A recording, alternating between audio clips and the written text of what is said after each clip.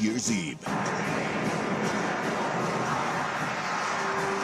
2026 kicks off with the Oregon Ducks and Texas Tech Red Raiders. The home of Amber and Ian. It's KMTT Vancouver, KRSK HD2 Portland, 910 ESPN Portland, and Odyssey Sports Station. This is the Tullamore Dew Orange Bowl preview show with Andy Dirt Johnson, Anthony Newman, and Jason Sukanik. Brought to you by Tullamore Dew. When it's tailgate time, it's Tully time on the Fan Sports Network, 105.1 FM, 1080 AM, The Fan.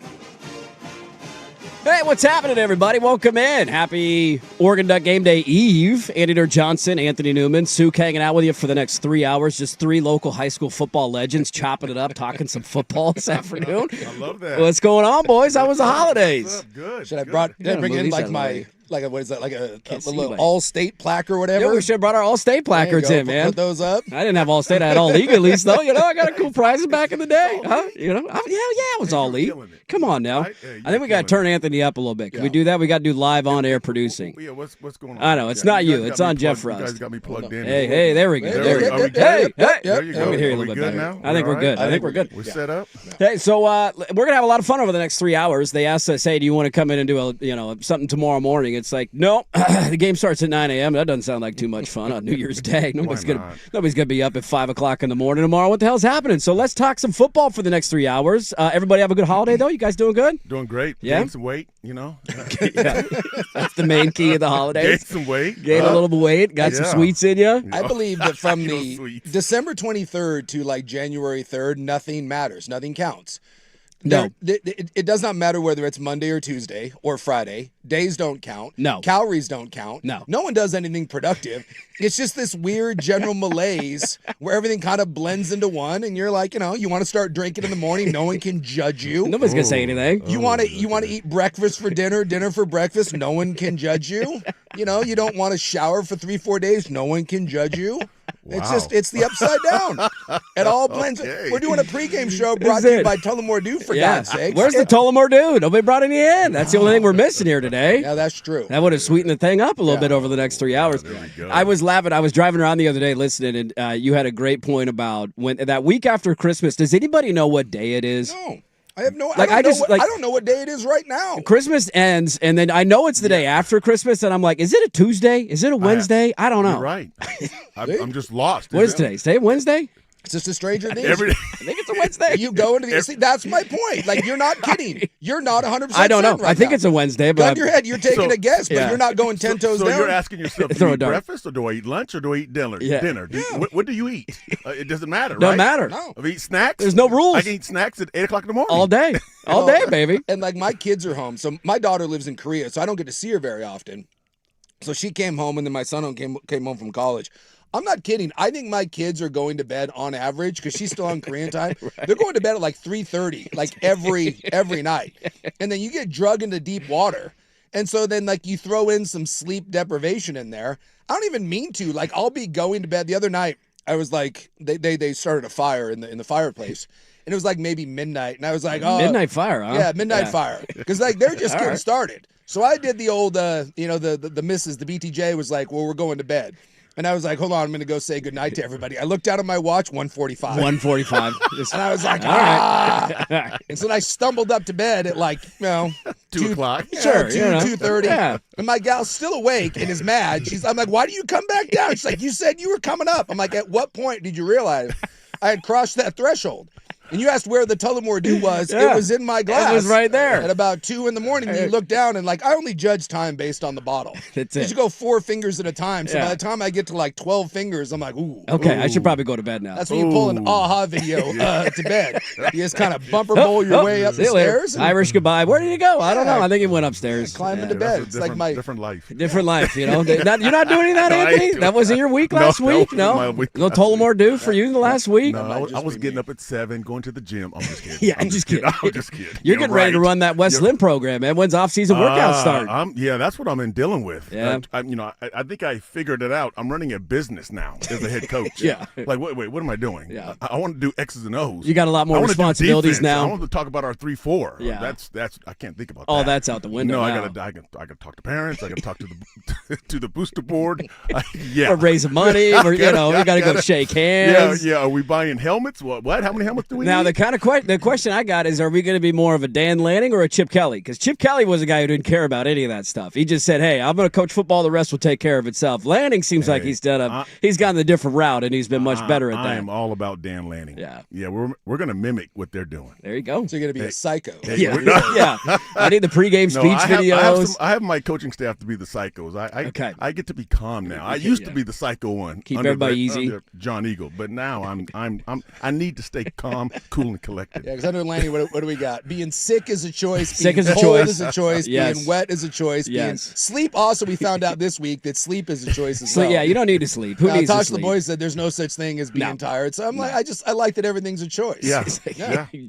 Pick and choose where you want to go, man. For me, being hungover is a choice. You get up and you power through it. We're here, man. We're here, baby. I will say sometimes I wake up and because I have a dog that wakes up no matter what. Like we go on a walk every morning. So no matter what my evening looked like, I have like You gotta go. Well, I have like a 150-pound dog. The That will dog just, controls you. Yeah, he'll just stand on you. The dog controls you. Yeah, like if you don't wake up, those two paws, Yeah. the bear paws, get on your chest, and you're like, you're up. So there are times like it'll be like 7:45, and I've had like maybe 3-4 hours sleep, and I'll go for a walk, and I take him up to the high school because I can let him off leash and he can just run around. And I will say that there are times where I see the coaching staff and like players like rolling Showing in the up for morning workouts. and I realize that we are on two very, very different paths. I'm gonna Yeah, go see, for home, me- get a workout in. For me, being hungover is a choice that today Jeff makes that tomorrow Jeff has to answer for. There you go. Oh. Hey, there you go. That's a That's good way to problem put it. for Future Sook. You And know? I'll tell you what. I'll worry about that tomorrow. Yeah, Future Sook's great. Yeah. I just dump everything on him. I pass the buck. Yeah. I'm He'll a big handle all believer that. at passing the buck. Well, we got a lot to get to. This is going to be fun over the next 3 hours. I've been sick for like a month, so I'm excited to come in and hopefully not get you guys sick, going into the new year. Yeah, Congratulations. It's that time of Being year. sick's a choice again. Hey, Dan Lanning told me there's no excuses, right? Play like a champion. That's what we're going to do today, I baby. feel a little like I don't have any organ gear though. I mean, you're like left out. You guys have like What? 9 pieces This of is- organ gear on. Come on now. No. Sook Well, missed the memo, baby. yeah. We don't got any Oregon polos for you over there? I tell you what, I don't I think own there's a a hat in there somewhere. Yeah, I don't somebody's own gonna a have something. single piece. Well, that's not true. That's not true. I have a pair of Josh Wilcox team issued. There you go. Russell, Oregon Duck sweatpants. Russell. Yes, before Nike. Yes. Yes. Oh, Now, Now, did you guys have Russell You too would when have you Russell. played? Yeah, we did. We had everything. Yeah. Champion, Russell. Champion, yeah. No, champion. Was Fubu in there at and any at point? Nike we had Whoever my wanted to make it senior the cheapest. Yes. Yeah. So it wasn't a Nike so-called school Yeah, yet. Sure. Yeah. That's the yeah. only piece of. And my gal went to Oregon, and she always gives me crap. But that's all I have is one pair of like, and they're like falling apart. There's no elastic left in them. Yeah. I use them when I'm like painting the house. Sure, you need But- something to throw on. Yeah, but Wilcox, because we had those at BYU, we had the Yeah. Russell sweats, and I love those. And I think I wore them in one morning for something like this. We had like a Yeah. special show we were doing, and I wore them in, and Wilcox was like, "Oh my god, You still have it?" And I was like, "Yeah, dude, they're like my favorite things. They're falling apart." And so the next time I saw him, he brought these in, and he was like, "Boom." That's my one piece. And I didn't think that those. I didn't think, or otherwise I would have broke them out. Probably the ones that Newman would have been like, "Yes." Yes. Dude, Let's go. I had a pair of those for very similar. My brother and sister-in-law went to Oregon. She played lacrosse at Oregon, so she was in the okay. athletic Yeah, dorms yeah. and all that kind of stuff. They were right around the time. I'll never forget. My brother was over at the athletic dorms one night, and she was down there doing laundry. Went down, and one of the football players left a pair of team-issued sweatpants in the dryer, and he Oh. snapped it because why would you not? I got some team-issued gear here, and those lasted in our family for about 15 years. We had a pair of Patrick Chung sweatpants. Oh no. That was just, they were massive. They were way too big. They didn't fit me, but I wore them all the time because they, Oregon football Pete Chung. equipment. I was like, hey, he went on to have a great NFL career. Yes, I he tell that did. story. He's a Pete Chung sweatpants. No big deal. Well, I marvel now, like when you see everything the stuff that people get, because we were a quote Nike school, but all our stuff was Wilson. Yeah. And so they just took a rudimentary Oregon patch or a Nike patch, and they would sew it over the Wilson logo. So our pants like were Wilson and then just a crudely stitched kind of off-colored Nike logo that they would stitch over the Wilson patch. I'm like, it wasn't until like my third year where we actually got Nike actual things. Nike gear. Yeah, our stuff was a blend of like Russell Wilson, what are we doing here, man? but patched over with Nike. You got to make the sponsors happy. And we would get like one. You'd get like one. This is a hand to God true story. Like I'd get a jock. Because I was a center, so I always wanted to wear, you had to kind of keep everything. You gotta hold it all together. So I'd go up to the equipment window. Mick was our guy, and I'm like, Mick, like I ripped my jock. Can I get a new one? He's like, I'm gonna need to see that old one. I'm like, what? I'm not giving you a new one. What am I hoarding jock straps? No. He would, if you had something that had gotten ripped, you had to take it to the equipment window, show him that your glove or your jock or something was ripped. Here's the evidence There's of a it. hole in my shoe. Can I please get another one? And then he'd be like, That's true. Yeah. You're right about that. A little bit different nowadays. It's a little bit different Just now. a tad different now with the you're gear right. that you get. You're right. You know? I'm telling Life's you, changed a little bit. kids today don't know how good they got it. One, they're getting paid, and two, free jocks and as many pairs of shorts. Whenever you want them, It baby. was a little different back then. Now let me ask you guys this, because you guys played in a past era of college football where things were a little bit different, and the bowl season is totally different now too, right? Yes. Like a lot of guys don't play, and it just the whole format of it has changed. But I always love hearing stories from bowl games, and then added on top of that the swag bags that would come with it. Because you would get stuff, right? You go to a bowl game, they give you like a little basket or a duffel bag. Do you remember the coolest swag bag thing you ever got? I never went to a bowl game. You never went to a bowl game? Andy, remember? I never. Don't you didn't get to remember? I used to cry about this. What about the Japan game? No, well, yeah, okay. Did that count? Was that technically that was preseason. But okay. yeah, we got some. It was called the Mirage Bowl, something like that. Going over playing in Japan. Yeah, but that was come on. They didn't give you anything cool for that? No. I wanted to play in a bowl game so bad, and then, my senior year, Stanford and us had the same record, and they picked Stanford over us because they thought Stanford traveled better than us. From a fan because they wanted people there to buy tickets. They wanted people there, and it was down. It was I think it was the Independence Independence Bowl. Okay, way down south, down in Louisiana or Mississippi, somewhere. But I wanted one of those bags because kids were talking about there's watches, there's we didn't have cell phones at the time, but there was something good stuff in there that you wanted. I never got one. You never got a swag bag. Come on, man. Anthony never got to be part of the prestigious AXA Equitable Liberty Bowl. Yeah, see? Now we're talking. Two-time participant. Two-time Liberty Bowl participant. Equitable Liberty Bowl. Thank you very much. What came in the Liberty Bowl swag bag? Nothing. Nothing. You get a bad watch that you would give to your dad. Right, that was always like, like here's your Christmas. You're taking care of shopping right there. And we got a sweatsuit. You got like a sweatsuit with some crappy logo on it. And then they would give you one. There was always like one thing that was supposed to be the big thing, and it would either be like I think we got a DVD player at one point, a single slot DVD player. And let me tell you, how do you get that thing back? That's a big box back in the day. At the time, people were like, "Oh my god, a DVD player!" Like, whoa. Not Blu-ray or anything, just normal DVD. And by the way, not like a Sony. What is Sonoy? Yeah, one of the knockoff. Whatever brands. the knockoff brand of Hisense. Yeah, Hisense. And people like that was my Liberty Bowl gift, and I was like, yeah, check this, baby. Now we're living large, baby. Yeah, bowl. I never went to a good bowl game, but yeah, that was two trips down to the Liberty Bowl. Two trips down to Liberty Bowl, and then to Troy, Michigan. For the sponsor got pulled, so it was just the Motor City Bowl. Oh, so this was another good one about getting stitched over. So it had a sponsor, and somehow the sponsor, I don't think they paid their bills or whatever, and it was too late to cancel anything. So we went to the Motor City Bowl, and I forget, it might have been like CarQuest. It was some sort of car company. And so in all the stuff, they just stitched over the sponsor. Because the funding dropped. We're not putting you on our sweatsuit. So just kind of they blacked out whatever the sponsor was, and then it just said Motor City Bowl. And that was in Detroit, but they put us in Troy, Michigan over Christmas. And I'm not certain if you've been to Detroit. Yeah. Oh yes. In Christmas. Oh yes. Not necessarily the best place to be. Not the place where you want to spend your holidays. We just went to Canada, and all right, kids, roll up the windows. Yeah, I can't tell you what happens in Canada, but when you're like 19, you're having fun go in to Canada. There's a lot of things that are available in Canada that are not. Did you win your bowl games? No, none of them. 0 for 3. 0 for 3. 0 for 3. Okay. Fun fact: I am responsible for 3 undefeated seasons.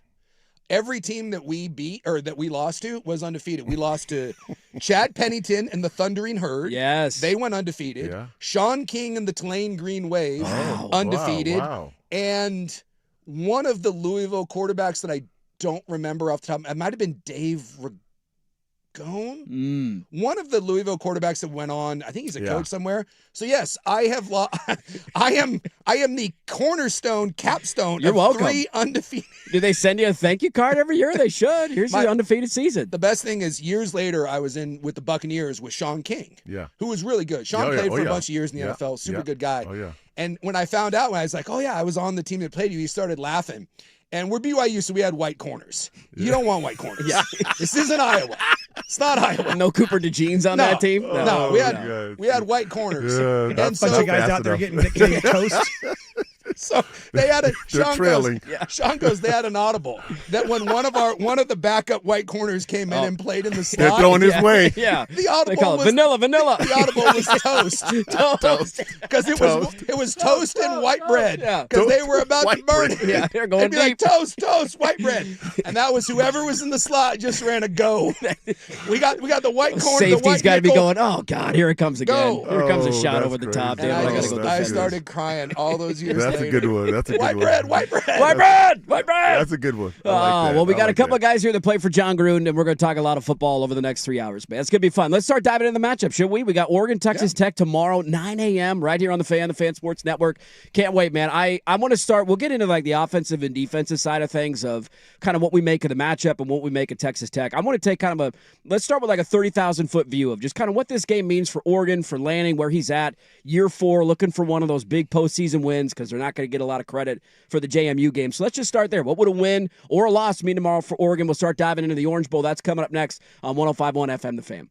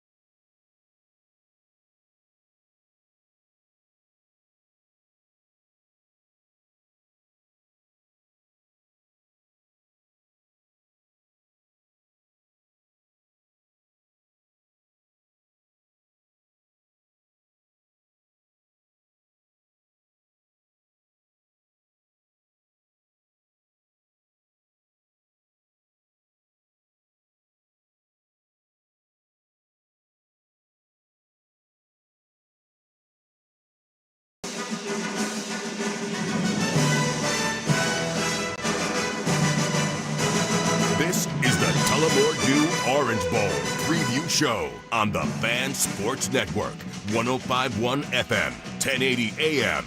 The Fan.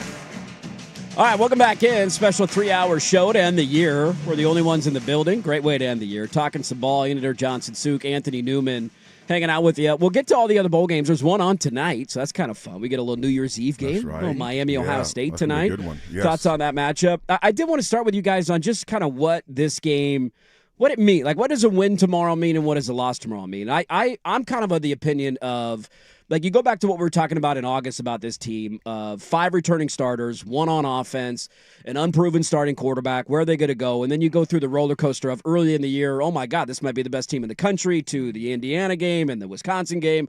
All right, you survive Iowa, and then you got this tough November schedule that you survive. I kind of view this game as the breaking point of the season one way or the other in terms of house money isn't the right phrasing, because whenever you're in the Final Four and you've never won it, you never want to waste those opportunities. Yeah. But I feel like the game tomorrow is the one we will view of, if they win it, man, what a year for Dan Lanning, no matter what happens after that. Yeah. Anything more on top of that, icing on the cake, obviously. And a loss, you're left kind of looking in the mirror again of saying, man, great year, all this talent, and you got to the same round of the playoffs last year. Now, you won one, but it was against JMU, and they had no business being in the playoff. And I think you're just going to be left with that offseason taste in your mouth again of wondering, what is it going to take to get over the hump? I'm just curious, Anthony, for you, just what a win means tomorrow and what a loss means tomorrow. Well, from a fan standpoint, it means everything, because as a fan, you're tired of the Ducks getting close. Yeah. You want them to win a national championship. They've been in there twice. They've been close a couple of times. Come on. One more rung on the ladder. Let's get closer and closer, and let's get in that game and win that game. And Texas Tech is in the way. So we gotta win this football game. Yeah. It's this or bust. From the next player, it's one more game. All right, we won. Let's go. Next one. Let's get it done. We still have a ways to go. Yeah. And it's, you treat it like the season. You're still playing. We got games after this game. If we lose. No, we're not talking about if we lose. We're talking about let's win this game and let's go to the next one. Yeah. So from a player standpoint, that's how I'm looking at it. But from a fan standpoint, let's win the whole damn thing. We get so freaking close. I'm tired of messing around. I know, man. I know I'm wearing 2 hats. Yeah, but I got a little taste of that Wes Lynn pregame speech right there. I got a little fiery. I'm ready to go, Coach. What do you need me to do? Ray Lewis run through that. Although I don't know if you want this white corner out there. They might be calling toast if I'm out there playing defense. I got you deep. Yeah. You're deep. You're playing deep. I want nothing more than a Wes Lynn audible to be white bread. White bread next year is going to happen. Trust me, it's coming. Taking that bad Come to our game. It's coming. Warms my heart. Do you view it that way, Suk, of like successful year, or failure is not the right word either? But you get what I'm saying. I'm a little different because you guys obviously are both tied to the program. Sure. And I kind of tend to a 30,000 foot view. I'm a neutral observer. I don't think this is a great Oregon team.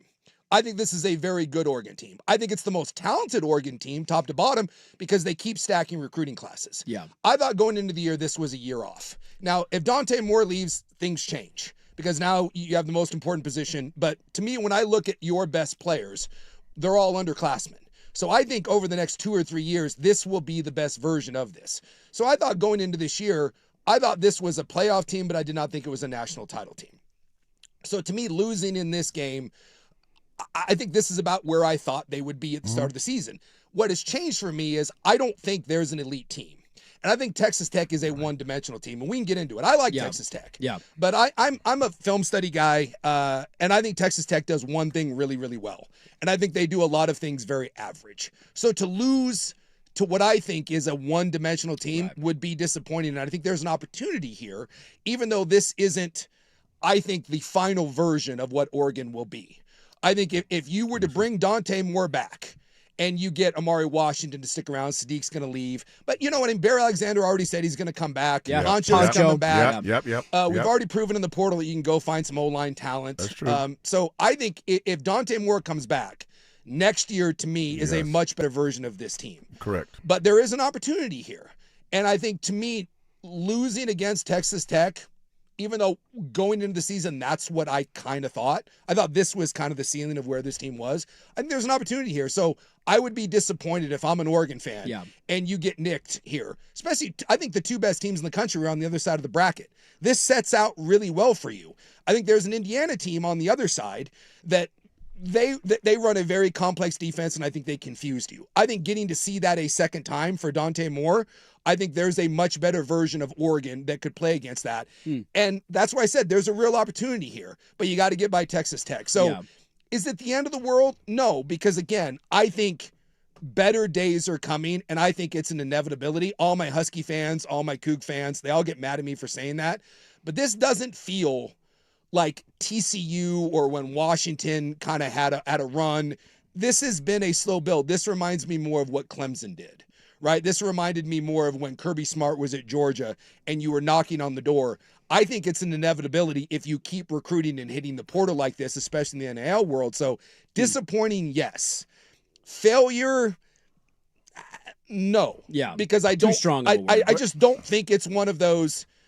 If you lose, it sets the program back. Look around the country at the portal losses and what's going on. You're one of probably 11 teams that haven't had to deal with that, and it doesn't look like you're going to have to. You are so well positioned that even if you lose this, disappointing, yes. Failure, that's probably a word that I'm not going to go down, but it will start the question of why can't you get the big over one, the hump? and Why can't you win the big? You are right. This team, at the beginning of the season, I didn't think this team was this good, to be honest, because they lost a lot from last year, correct? Set a new program record for NFL draft picks for a second straight year. Exactly right. So you're thinking, no, they're not going to go far. I mean, they're going to, they may get 9-10 wins. I'm not sure. They are better than we thought. Yeah. I didn't know the two freshman running backs were going to be dudes who are real dudes. I didn't know that the freshman receiver was going to be a real dude. Yeah. And they're relying on their freshmen to help them out. So you're right. Next year, this team should be loaded. Yeah. They lose a couple of guys, but not like they lost a lot of guys the year before. So, and if Dante comes back with this crew on offense. Look out. Oh, please. Evan Stewart was talking this week, too, and he said he hasn't decided yet. He said I could go, but he wants to come back. And the big thing for him is Dante coming back because he wants to play for him. If Dante Moore comes back and you have you hit the portal, you're going to have to replace a couple of linemen. Both your tackles are going to go. Yeah. But can I be honest? Neither one of your tackles has been amazing. They've been good. I think Harkey's been better than World. I think World, and I'm not trying to be critical of anyone, but we were told that he was the next great. From a physicality standpoint, it felt like he had the metrics and the and he's not. measurements. Bregnon and Poncho have been. He looks like Tarzan. Yeah. So I think you can. They have proven that they can go into the portal and they can find linemen. Yeah. So I think if you manage to replace your two tackles, and by the way, you've got a couple young tackles that have been forced to come in and play, and they've done a nice job. Yes, they have. So you may not even have to hit the portal for guys that can play immediately. So I think if you solidify the offensive line and Moore comes back, yes, you lose Sadiq. I think you have another tight end on your roster that's going to be an NFL tight end. That's right. I think your two best backs, again, are both true freshmen. That's right. I think if Evan Stewart decides to come back, all of a sudden you look at that receiving core, and if you bring Dante Moore back, who I do believe if he goes out will be the number one pick. And again, I'm not a duck honk. I just take it from a very objective point of view. Yep. I think if he comes out and you go through the evaluation, he will go before Mendoza. Mendoza probably has a higher floor, but the higher ceiling is Dante Moore. That's right. And so if Dante Moore comes back and is going to be the projected number one pick, and you put it with that offense, then that's the one where I look in the preseason boomer bust and say, let's go. It's boomer bust. There's an opportunity. So correct. That's just kind of how I view this whole thing. But I'm telling you, watching Texas Tech, Oregon is better than Texas Tech, with the exception of a front seven. Right. So that's, to me, that's the only thing. If you lose to Texas Tech, I think it's because you got overwhelmed by a front seven, and that would be disappointing to me that a more talented team lost to simply a front seven. And that can happen. The New England Patriots are sitting around right now lamenting the fact that the greatest season in NFL history was undone by what? Not even a front seven. They were undone by a front four. Yeah. Their five couldn't block their four. And I think if Oregon loses this game, they're going to sit there and be like, I can't believe we lost lost to a front seven. Yeah. Well, I would add, too, like, I think your points on TCU and Washington are valid, too. I would say that's the way Oregon years have past felt, right? Yes. Like, when you made the title game in 2010, it was out of nowhere. Yeah. Nobody saw it coming. You're like, true. where the hell are they? And then in the offseason, your quarterback gets arrested, he's off the team, you got to bring a new guy. I mean, just the whole thing, falls apart from then on out. Well, you see it where, like, with Washington is a great example in that Washington that year, you can view that as an upset with Oregon and Washington. Yes, from a depth standpoint, you could say Oregon was better than Washington. From a top-level talent, no, Washington was better. Yeah. Penix was as good as Bo Nix, if not better, at least in college. Yeah, Their receivers were way better. They had 2 NFL tackles. They had NFL guys in the defense, and that was a group that all came together for one run, and it popped. Right? 3 NFL receivers, an NFL quarterback, an NFL running back, 2 NFL tackles.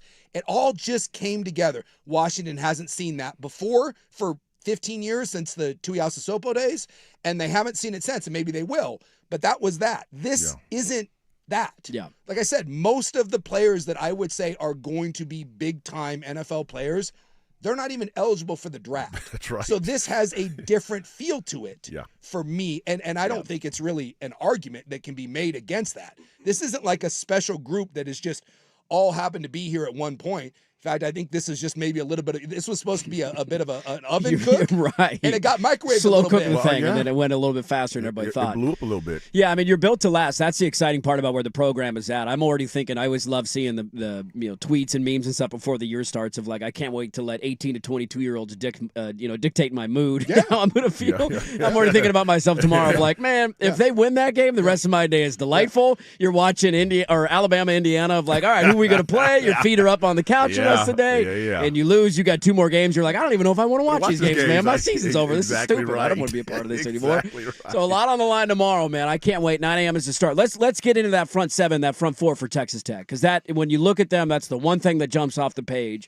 And also, it's hard to evaluate a team who didn't really play anybody in non-conference. Like who was their hardest non-conference game this year? Was it Oregon State? Yeah, it was Arkansas, Pine Bluff. It was nothing, right? Kent State in there, and then a bunch of Big 12 teams. And so you know a lot about BYU. So I want to ask you about those games because you saw them twice. And let's get into that front 7 and front 4 that Texas Tech's bringing to the table. How does Oregon handle that? We'll start breaking down the matchup. That's coming up next on the Fan Sports Network. Now, from the George McCoy and Warren Allen Sports Desk, a Sports Center update on the Fan Sports Network, 105.1 FM and 1080 AM. This update brought to you by Laurelhurst Market Steakhouse and Butcher Shop, a great spot for any occasion. And don't forget, you save 10% on your Butcher Shop order when you dine in. Menus and more at laurelhurstmarket.com. First on the Fan, the college football quarterfinals are nigh. The big one, at least here for Oregon fans, tomorrow morning. Number 5 Oregon Ducks, 2.5-point favorites against number 4 Texas Tech in the Orange Bowl. 9 a.m. kick on ESPN. Coverage right here on the Fan Sports Network starts at 6 o'clock. And stick around after network coverage for the Ducks postgame scoreboard show live from Grand Central Bowl. This afternoon, we are currently in it. Well, I'll tell you what, let's move over to this. The college football playoff begins in earnest this afternoon with the Cotton Bowl. Number 2 Ohio State, 8.5-point favorites against number 10 Miami.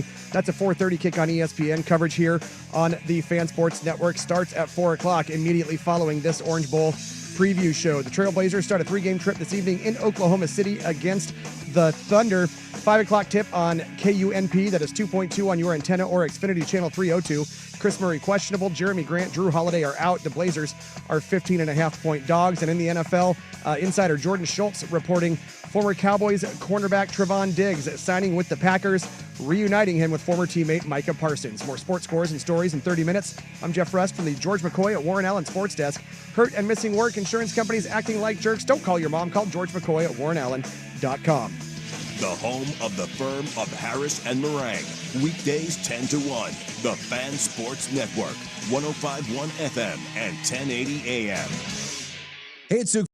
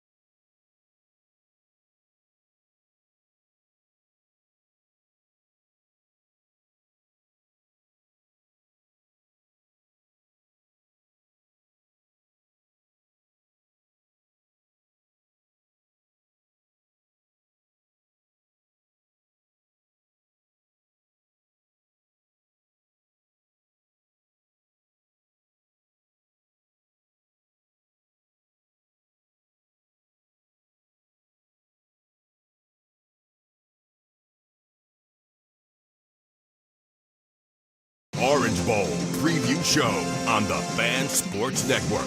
105.1 FM, 1080 AM, The Fan. All right, welcome back in. This is the Orange Bowl preview show brought to you by Tullamore Dew. When it's tailgate time, it's Tully time.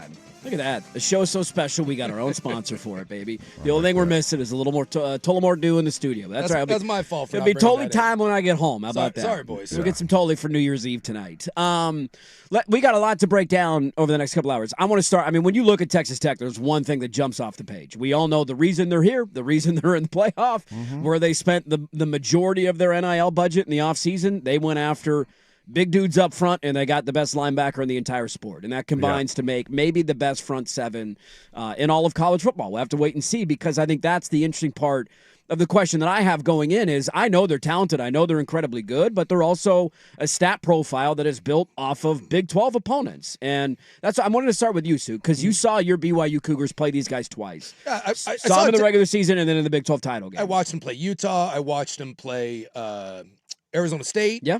And then one other one that I went back, because when I have a little service where you can watch compressed games. It's nice. You can watch them in about 25 minutes.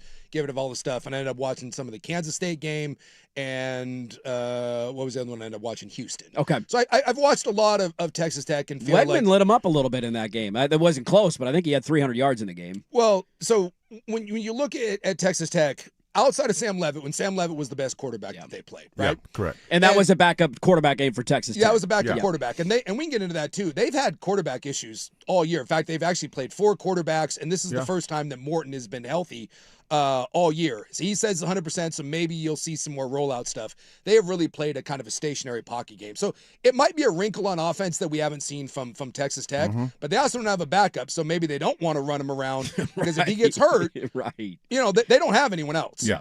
But when you look at the offenses that they've played, they're not great. Right? When they played Utah, I think Utah is a pretty good team. Utah had a banged-up quarterback. He couldn't move around. But Utah also has a very good offensive line. I think Utah's offensive line is better than Oregon's offensive line, and that front seven absolutely overwhelmed them. Yeah. BYU's fine. It's a decent team. I think in the Big Ten, that's more like a 7 or 8 win team. It's not an 11 or a 12 win team. Right. And they absolutely overwhelmed BYU. In 2 games, BYU put together 1 drive against them. Yeah. So this front is real. I know that. In fact, when you watch Arizona State play, the only reason Arizona State won that game was big plays. When you look at every scoring drive that they have, there was a 20-yard explosion play on those drives. And most of those were actually 30 and 40-yard explosion plays. And if you watch those, Sam Leavitt was getting hit in the chin as he let go of it. There wasn't one. If you go watch any of those explosive plays, it's not like Sam Leavitt's back there throwing. All day. He is getting drilled, and he just happened to make a great throw. Yeah. And the back half of Texas Tech's defense, their secondary, it's good. It's not great. Right. It is an elite front seven, maybe the best front seven in college football.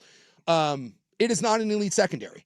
The question is, can anyone have that time? Because no one else got that time. That front seven can absolutely overwhelm you. And against Arizona State, they made 4 plays. The difference in that game was 4 plays and 0.2 seconds that Sam Leavitt was able to get rid of the ball. Now, outside of Sam Leavitt, did they play another elite quarterback? No, they didn't. So is it a fair question to ask? Can someone that can move around, Dante Moore, I actually think is better outside of the pocket than in the pocket, can he expose the back half of that Texas Tech defense? No one has been able to do it other than Sam Leavitt. But this is by far the biggest test that Texas Tech will have, because that's fair. But I'm telling you, when you watch this, if BYU is playing in this game, I would say that is a fair argument that BYU is a Big 12 team that's going up against a different built team. This is not a Big 12 defense. It's just not. This is a defense that is more built like a Big 10 SEC defense. So I do not think that you are going to see Oregon steamroll them. No, it just there is NFL the front seven. Because they play a traditional 4-3, they don't really go to nickel a lot.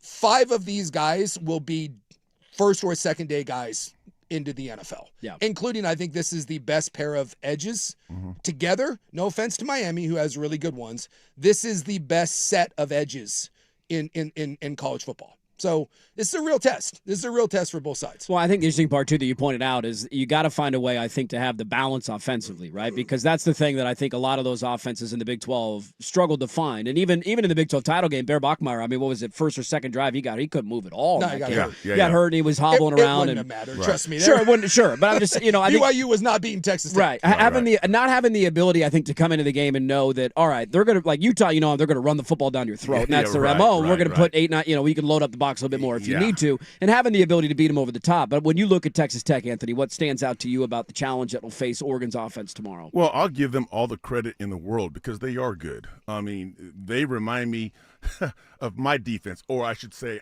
my defense reminds me of them because they're older. These guys run to the ball as a team. We call it RP, relentless pursuit to the ball with speed. And you can't defend that. There's no play to defend speed, and you got 11 guys getting to the ball. That's how they play, and it's fun to watch. I mean, they have the best edge rusher in the league, in college football, David Bailey, who can get after the quarterback. He's gone. I mean, he's explosive. And Rodriguez, the middle linebacker, he's a quarterback who played quarterback.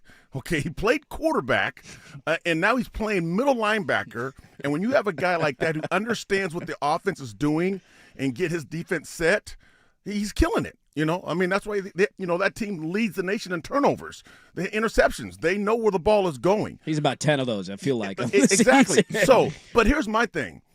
As a football player, that's a challenge you want. Everybody keeps talking about how good they are, but yeah, you look at Oregon. They're good too.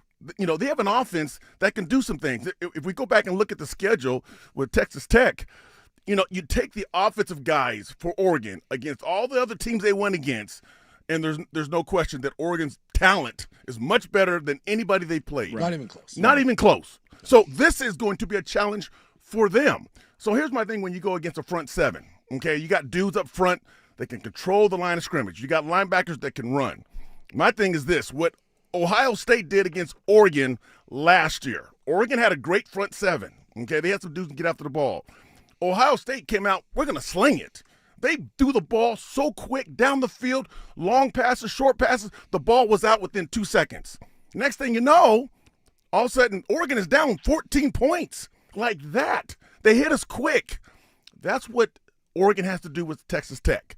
They have to hit them quick because I don't think Texas Tech has the offense to score with Oregon. They have an offense that they live on explosion plays, but Oregon's very good against explosion plays. They have an offense that a quarterback, he's stable. He's not going to run. He's the guy who's going to sit in the pocket. He's going to throw the football. He has some times. He got a solid offensive line. They got a good running back with Dickey, a couple of good running backs. Mm-hmm. They're solid, but I don't think they have the offense like Oregon has. So Oregon, with this team, you got to jump all over them quick. The ball's got to be in the air. Take your receivers. Yeah, you have 3 good running backs. Oregon does, no doubt about it. But they got a front seven that's ready to stop that running game. All right? Well, we're not having a running game. We're throwing the ball. The ball is out, and so David Bailey can't get to the quarterback. The ball is out within 2 seconds. The ball is out. There's no time to get to the quarterback. Now we're getting him tired. He's rushing and then getting to the quarterback, but the quarterback just standing there going, hey, I threw the ball already. Yeah. So that's what I see in this game. Oregon likes this challenge. They want a challenge of let's play a team that can get after us. Let's play a team like Ohio State, like last year, and we lost. We played terrible. Let's look for redemption. And we're not playing Ohio State. We get it. But we're playing against a good football team. I think they like the challenge. It also feels like the kind of game offensively where you almost want to come out, and Oregon is known for their quick, short passing game. It's almost an extension of the run. Yes. Of making those guys go sideline to sideline. Here you go. Here's Dorian Moore. Here's Gary Bryant. Here you go to that side. Okay, now we're going to go tempo. You come back. We'll go the other sideline. Just make them run and see how they hold up in the second half. And we'll see, because Texas Tech does. I've seen teams attempt to do this. Texas Tech does a really good job of rallying to the ball. Yeah. And they're all excellent tacklers. Their secondary guys, I think, are better in run support than they are in coverage.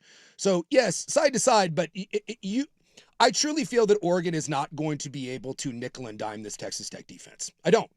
You're going to have to get explosion plays. And whether that's breaking stuff in the run game, and we've seen some teams run some unbalanced look that has given them some problems. Yeah. Texas Tech doesn't do a lot of complex things. And so, they like I said, they basically run a base 4-3 the entire time. They do not want to go into nickel. They only go into nickel basically when they're trying to rest guys. So can you find a matchup with your tight ends on their star linebacker, the lesser of the three linebackers? Right. Can you find matchups with your running back on their safeties and on their linebackers, things like that? But I think you're going to have to get, much like Arizona State, I think you're going to have to get chunk plays. I just don't know, because we've seen Oregon this year, and I really like Oregon's offense, but we've seen defenses grind them down. Yeah, bogged down a little bit. 17 points against Penn State, 20 against, 18 against Iowa, and 21 against Wisconsin. If Oregon lives in the dink and dunk world, this is going to play into what Texas Tech wants to do. Dink and dunk, yes, if you're trying to tire them out. Dink and dunk, yes, to try to soften them up. But Oregon, their biggest advantage in this game is Dante Moore. You know, it's funny, I was mentioned earlier in the year, or earlier in my show when we were doing primetime, so much in the NFL we look at quarterback play, right? And why do we believe that the Kansas City Chiefs or the Baltimore Ravens or Buffalo Bills, why do we always believe in them? Because they have a quarterback. You have a guy in Baron Morton that's getting ready to play his last game. He's not an NFL guy. This will probably be the last competitive, real, meaningful football game that he plays. Oregon has the number one player, I believe, in the draft if he comes out. That has to be the advantage. Yep. You have to let Dante Moore take shots. So, yes, I'm all for playing conservative. I'm all for letting your defense play and saying that we're going to hold Texas Tech down. We don't want to make mistakes. But to me, trying to go 75 yards in 14 plays against this defense, I think you're playing into what they want to do. It's the number one turnover defense in the country. They strip, they sack, they tip balls, and Oregon has shown this year that you can drag them into deep water. The one team that's gotten over the top on Texas Tech, why? They took shots. Yeah. I think Oregon, especially with healthy receivers, they've got to take shots. You can choose them, set up, but it's got to be body bow over the top. Yeah. Sometimes when you think about dink and dunk, you forget that those are the explosion plays. Yeah. Because what they are, they're bubble screens. Yep. They're hitchers. They're tunnel screens. Make a guy miss. Which you're talking about, you're seeing a different type of talent within Oregon receivers than you've seen all season. So all of a sudden now you got to tackle in space. You got I've been watching a lot of receivers out there trying to block, and receivers don't like to block. Well, the Oregon receivers love to block, and you get Sadiq out there blocking as a tight end. He's going to try to pancake a linebacker or a safety. If you get the receivers in space, and now you got the tackle in space, and you got to keep doing it for maybe 12 plays, that's tough to do. Yeah. So that's the pressure that you put on them. Yes, it's dink and dunk. Yeah, you don't want to do but it's safe throws. Okay, it's sideline throws. Hey, get the ball out right now, catch the ball, and go. And let's see what you get. Sometimes when you have the athletes, let them do the work. It's not the play. It's not the scheme. It's not drop back, and I'm seeing 5 different routes. I don't have time to see 5 different routes because I got a defensive edge rusher who's coming after me. I'm going to let my dudes who are athletes do their thing. Yeah. Texas Tech the does not play with the depth that Oregon does too. Yeah. So when you watch in terms of numbers, they play a lot of base, and a lot of those guys play a lot of snaps. They don't do a lot of subbing like sometimes you see with Oregon's defense. Yeah, the different animal and the strength and numbers that Lanning has talked about all year. I'm going to keep going on this a little bit because Oregon's offensive line is maybe the determining factor of this game, to all the points of Dante having time to throw and that being the biggest advantage that they have. Their offensive line has to play well. Can Oregon run the ball on Texas Tech? Let's dive in a little bit of that as we continue to break it down. We're hanging out with you for another 2+ hours, previewing the Orange Bowl and all the other college football playoff quarterfinal games back after this on the Fan Sports Network.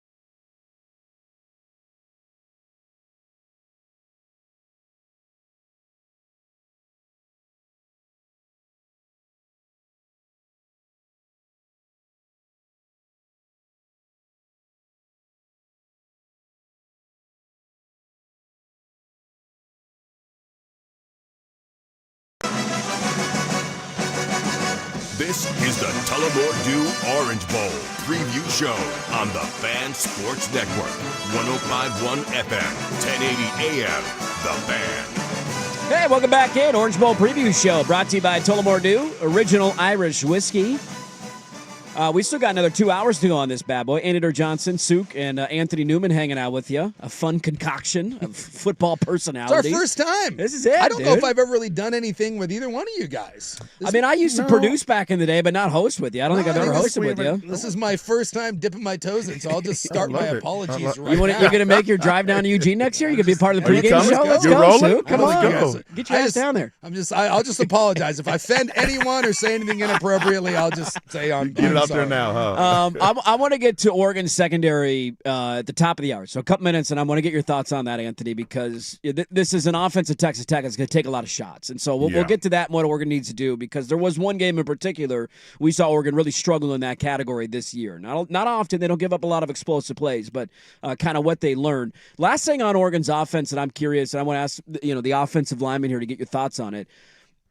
Will Stein, I think, has been in his bag this year, where some of the numbers maybe haven't been what they were in the years previous, where you had a more experienced, starting quarterback, maybe a better collection of wide receivers at times because they've been banged up in that position group, particularly all the way back to the offseason.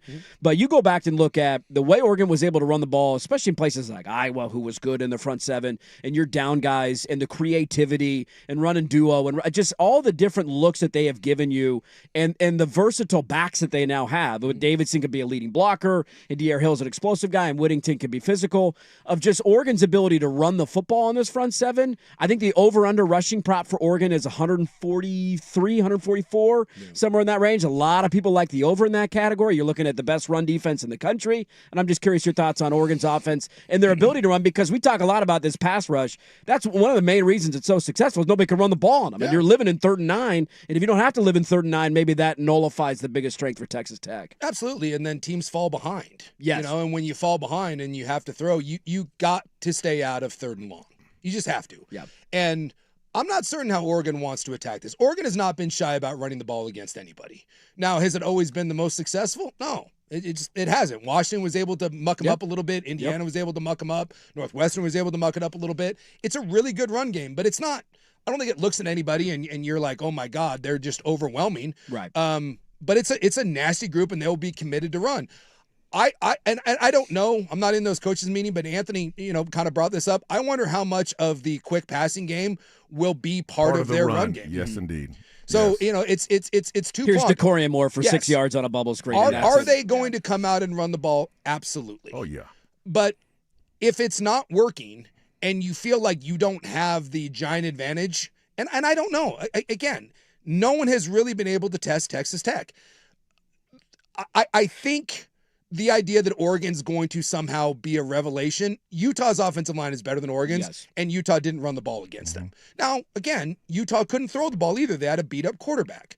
So I just don't think – I think a lot of people keep waiting for Texas Tech to get exposed. I don't – It hasn't happened. And I don't think it will. Yeah. They're really good. 13 games into the year. If it hasn't happened now, it's not going to happen. No, tomorrow. I don't think it's going to. I don't think Oregon's going to come out and run the ball for 200 yards. Yeah. But I think Will Stein is a very smart guy. I think he's very creative in the run game. I think you will see some of the overload stuff, which has given Texas Tech problems.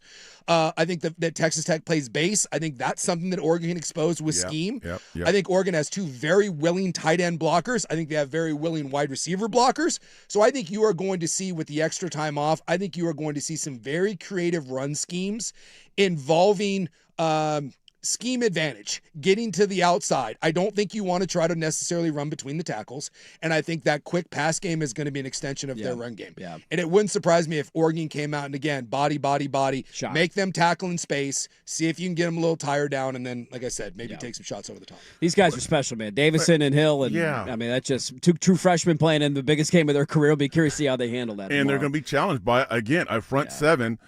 You're right. So they are so good. It's the best tackling team that I've seen. Yes. Not that I've seen every tape. Sure. Because I don't break down Ohio State, but the Oregon opponents that I've looked at, where I've actually gone back and watched, this is the best tackling football team that I've seen this year. And here's my thing, and I know this as a defensive guy. If I have a front seven that's just dangerous, you're not running against us. I don't care what you're going to do. You're not going to run against us. We're going to neutralize your running game. And so Oregon at one point they had all these receivers that got hurt, right? So they had to figure out, well, we have to run the football, but we got to throw the football. Well, hey, let's bring some more tight ends in the game. Now, that could be different for Texas Tech. Yeah. All of a sudden, now you're seeing 2 tight ends, 3 tight ends, 11 personnel, 13 personnel. Yep. That changes the game. That changes the game far as, here's what you're going to do. Let's run the football. Okay, Texas Tech, they don't substitute anybody. Nope. They keep the same guys in there. So if I got 13 personnel, 3 tight ends in the game, and only 1 receiver, and I got corners on the edge, okay, I'm running towards those corners because I got some tight ends that are going to block those corners because you didn't change. You didn't change out. And also, we can throw the ball. I can split out my tight ends and get a matchup situation on a linebacker. And so I'm a Sadiq, go beat the guy. Go get him. I would love to see some 12 personnel with Sadiq and Johnson. Yes. And like I said, why not? Their star linebacker that Texas Tech run is the lesser of their linebackers. Because it's Roberts, Rodriguez, and then the other guy is, I think, Curry. Yeah. I always go by numbers. I'm that old lineman. Yeah. 9, 11, and 5 are good players. Number 6. Exactly. I think it's Curry, but don't kill me. Yeah, I don't know names either. either. Know? I'm like, I know numbers.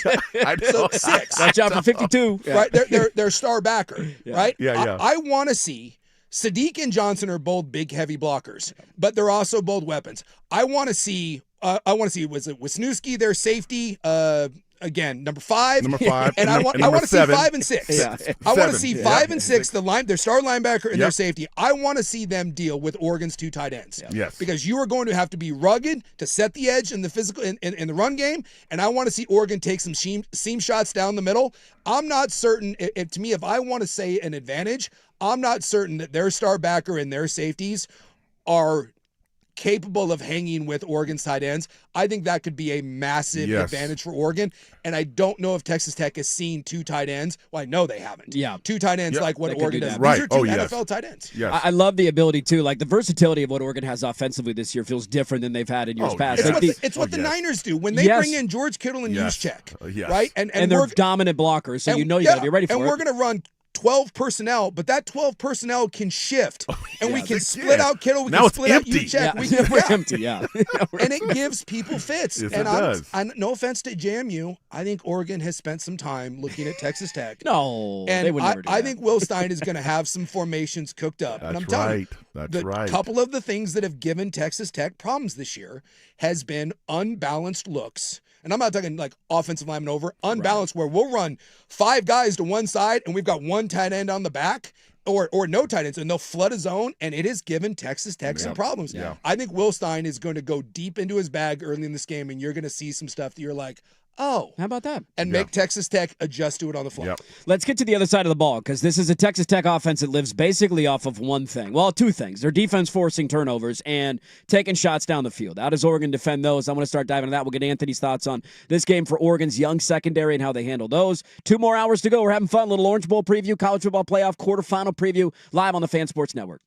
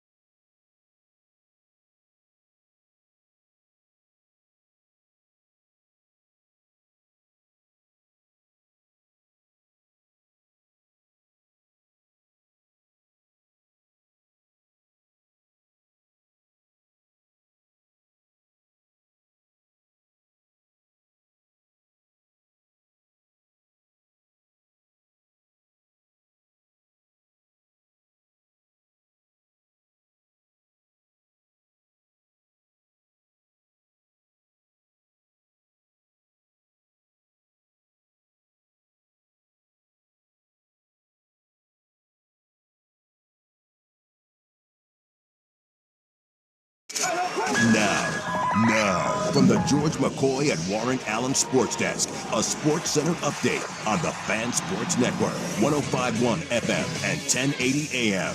Jeff Rust here with your Sports Center update. First on The Fan, the college football quarterfinals begin this evening, but the most important one here in the state of Oregon is tomorrow morning. That's number 5 Ducks, 2.5-point favorites against number 4 Texas Tech in the Orange Bowl. It's a 9 a.m. kick on ESPN. Coverage right here on the Fan Sports Network starts at 6 a.m.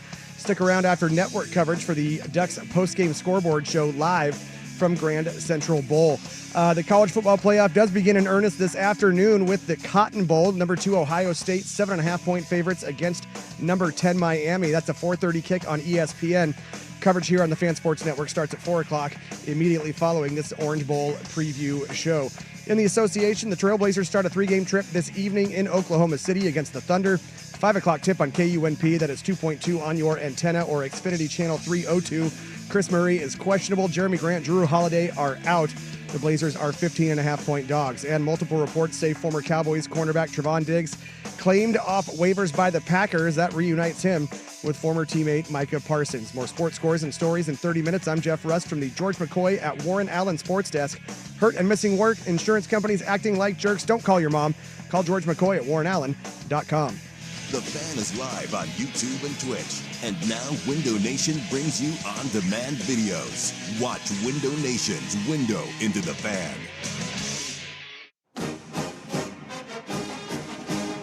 The bowl season meets the Playoffs? Rose, sugar, cotton, and orange. The quarterfinals start tonight in Dallas. It's Division I football! With Oregon and Texas Tech on deck tomorrow morning in Miami. This is the Tullamore Dew Orange Bowl preview show. From the shotgun, back to throw. Going deep down the right-hand side. Down Benson, he's got it! Touchdown! Malik Benson, a perfectly thrown ball. With Andy Dirt Johnson, Anthony Newman, and Jason Sukanik. Brought to you by Tullamore Dew, original Irish whiskey.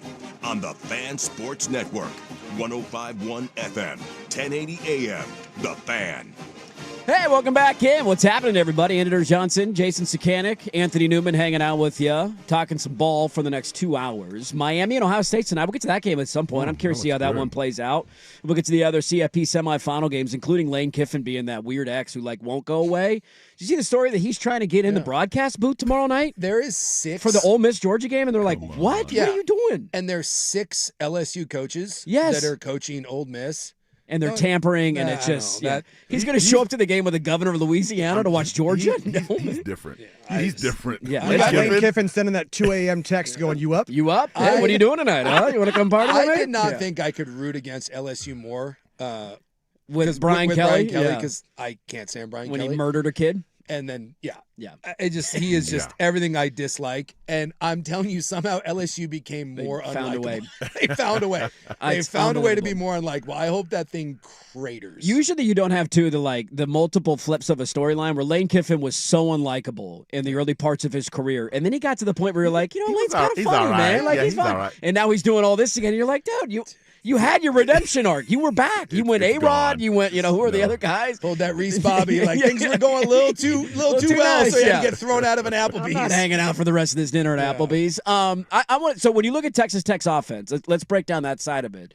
I've gone back and watched a couple of games this week, and there's not a lot that stands out to me other than shot plays. Yeah. They're going to take a lot of shot plays. Run a lot of go balls. A lot of go balls. Get ready. Here we go. And Anthony, this is your expertise, obviously, right? As a former secondary guy. And we know that Oregon's secondary has been really solid this year. I think you could also add the caveat, kind of know what we've done with Texas Tech a little bit of how many elite passing offenses have you faced, right? There just haven't been a lot. Iowa, Wisconsin, a lot of teams in there, Northwestern, they just can't throw the football. Oregon State couldn't throw the football. That Northwestern kid, I don't remember what his name is. My God, goodness. he was bad. Yeah. Can you not God. throw a 10-yard out without some air under the ball? The answer is no. He's throwing back shoulder fades on 7-yard outs. I think Wisconsin, I went back and watched that game. I think Wisconsin had had one completion going into the fourth quarter. Right now, weather was a part of that, but so this isn't the best passing offense that you face. But the game that I would go to is the USC game. We're down there, and we knew, hey, USC's going to take their chances. They're going to take their shots. And not only did they complete a lot of them, but Oregon committed a lot of penalties in that game. And I think that was a message probably from the USC staff of, hey, keep an eye. These guys are going to get handsy, and you got a lot of flags that came out. You got really inexperienced corners who are now going to be faced with another offense who is going to try and beat you over the top consistently. I'm just curious where you're at on Oregon's secondary, how they handled that first, challenge in that regard, and where you think they're at going into that tomorrow. Because if you could take away the deep ball from Texas Tech, you could stop this offense. Well, you're right. And when you look at this offense for Texas Tech, they live on the explosion play. Yep. It could be a long pass, to one guy. Well, there's several guys, but one guy is the key guy, Khalid Douglas. And then Cameron Dickey is a running back who can take off, and he can take it 60 at any point. So as you line up, and Suk, we're talking about, I don't know names, I know numbers. So I'm telling my defensive guys, when number 5 comes over here, okay, Brandon, you go over there with him. Okay, Finney, you have 5. It's a matchup game here because they have one good receiver. The other receivers they're good players. Yeah, Virgil's a good player, but they're good. But the guy the go-to guy, let's take him away. Okay, and we have a corner that can take him away. And then let's focus on the running game. Let's focus on the running game and getting to the quarterback. Yes, our corner may get some help. Sometimes he might not get some help. But at least we know we have a guy on number 5, because we're all looking at number 5 now. Where's 5 at? Oh, there's 5 over there. That helps us a little bit take away some of the field. And then we can concentrate on that running game, because the running game for them, again, it's not, okay, let's just march 15 plays, maybe, 12 plays. No, it's 2 plays, bomb. Or it's hand the ball off and this guy out takes it 70 yards. That can happen. We cannot do that, because if their defense, we have to outplay their defense. Their defense is better than ours. Say that. Hey, that defense is better than ours. We on today, on New Year's Day, we have to play better than them. No doubt about it. So let's take away their best threat. The running back, okay, we know the quarterback, he touches the ball every offensive snap, so we don't take him away. We got to take away the running back and their best receiver and attack that offensive line. That's how you defeat this team. We want them to have that 12-play drive, because when they get to the red zone, they can't score. They don't know how to score. They can't put the ball in. They can't put the end zone. Against BYU, who's good, not great. Oregon's defense is so much better than BYU's. They kicked 11 field goals. They attempted 11 field goals in two games. Yeah, in 2 games.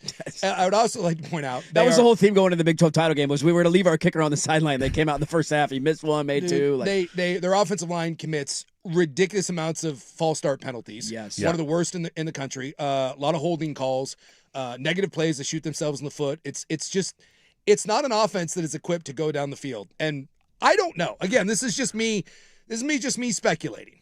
But I wonder if they really think offensively that Texas Tech is going to play them into a pretty close game, that this game is going to be played in the teens or the 20s. Sure.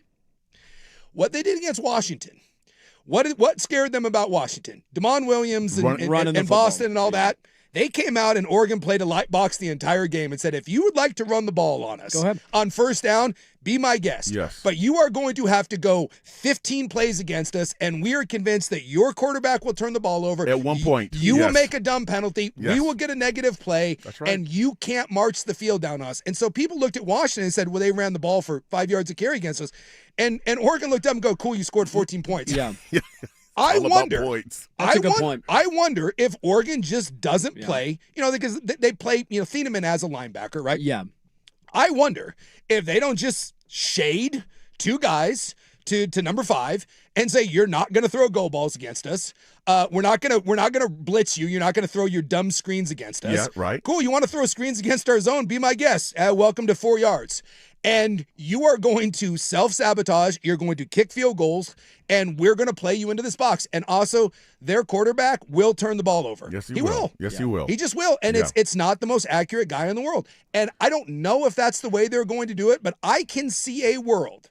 If Texas Tech comes out and like Washington, and you're like, oh, they're running the ball for 4 or 5 yards a carry, and then you look up at half and they have 9 points or they have 17 to 7. Yeah. Just something to keep an eye on. I am not convinced that Texas Tech's offense, who I am not in love with at all, as much as I respect Texas Tech's defense, that is how little I respect Texas Tech's offense. Yeah. I wonder. I'll be very interested to see what Tosh Lapoy and Dan Lanning think of it, because when I watch it, I come away with one thing, but again, I'm not a defensive guy. I'm not watching all the tape. I don't know what my strengths and weaknesses are, but I don't think that this offense poses a ton of challenges other than don't give up a dumb big play. I do fear the explosion plays. Yeah. Because that's what they live on. That's what they live on. They live on that. And they will take them. They will take them. And young corners who can get handsy in those moments yes, and panic and balls in the air and you grab and this is where I'll respect Texas Tech. This is how, like, they're like, okay, if we have to kick field goals and we get turnovers with some of those long throws, they're just long punts. They're arm punts. Yep. Texas Tech is just like, okay, we don't care. They get, on average, about 4 to 5 more possessions per game than the average football team, because their defense with 3 and outs and forced turnovers. Yeah. So Texas Tech almost just is like, we don't care. Yes, we're going to shoot ourselves in the foot. Yes, we may turn it over. Yes, we're not the most accurate team in the world, but they're so reliant on their defense that they're like, eventually we hit those shots. Hasn't bit him in the ass yet. It hasn't. No. Yeah. It hasn't, other than Arizona State. Which was a backup quarterback. Yeah, Terrence Carter's a good tight end too. Like, he can move around a little bit. I think Oregon has the advantage, obviously, a tight end in this game, but he's a guy that can give you some problems. I was going back and watching the Big 12 title game this week, and I was just laughing because I think we were live on the air. No, we weren't doing anything. I didn't watch that one live. I was doing something with a kid, but I went back and watched it, and there were 4 or 5 throws on the first 3 drives from Morton, their quarterback, that easily could have been picked. Yeah. Well, you're laid over the middle, and it's the ball that's behind a guy, and he tips it up in the air. I'm telling you, and BYU guys were right. He is boomer bust. They will stand back there. What is it? The Red Raiders, like the pistols up, dude. They'll throw the ball. Yeah. They don't give a rip. I've seen that Morton guy, dude. It'll be a cover 2 high look, and he doesn't care. Yeah. He's throwing it. Yeah. Like, you don't throw over the middle and cover 2. The hell I don't. That's how I'm gonna do, baby. Doing it. Hey, the whole shot. No, there's no. Watch this. Yeah. Like, go long. I'll give him credit. Toast. They are not fearful of the toast call. No, they'll throw the ball on you. It's one of those and things a lot too. of screens too. A lot of screens. And that's why I wonder too. If you can just put pressure on the front 4 and you play zone behind, it's hard to hit screens. Yeah. I mean, screens are against a team that is really kind of heavy, that are coming downhill. And Oregon doesn't blitz a lot. They haven't had to. No, they haven't. And that's, it's just being interesting too, because if Oregon, when they turn the ball over, when their defense forces turnovers, they come out immediately and just start taking shots. Yeah. So it's something you got to be ready. Like, all right, if there's aware. a sudden change, be aware. Be Here aware. comes something. Rodriguez gets a tip and someone gets an interception. Understand. Everybody Toast. back up. Someone's throwing. I got a fun game of Deal or No Deal. I'm going to play with you guys of just kind of storylines going into the game, different factors, and do we make a big deal out of it or not? We'll get to that coming up in a little bit. We're back after this on the Fan Sports Network. Now, here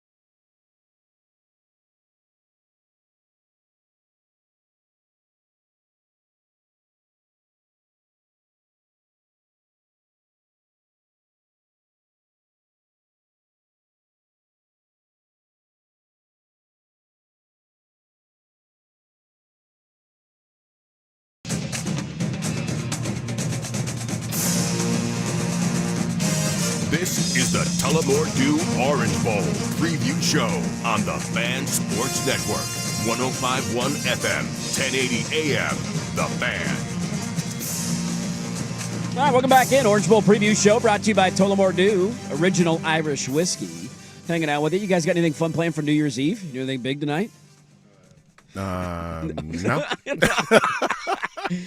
The only question, that point, the only question I'm asking is if I'm going to make it to midnight. That's it. Yeah, now. That's all I got at this stage of life. I got to wake up at 4 a.m. every day, and I got a 2-year-old at home. So we'll see. Yeah, probably do the New York one at 9 and act like it's midnight. like be like, hey, look at that, Andy Carson. Hey, thank you. All right, Okay, go to bed. See you next year.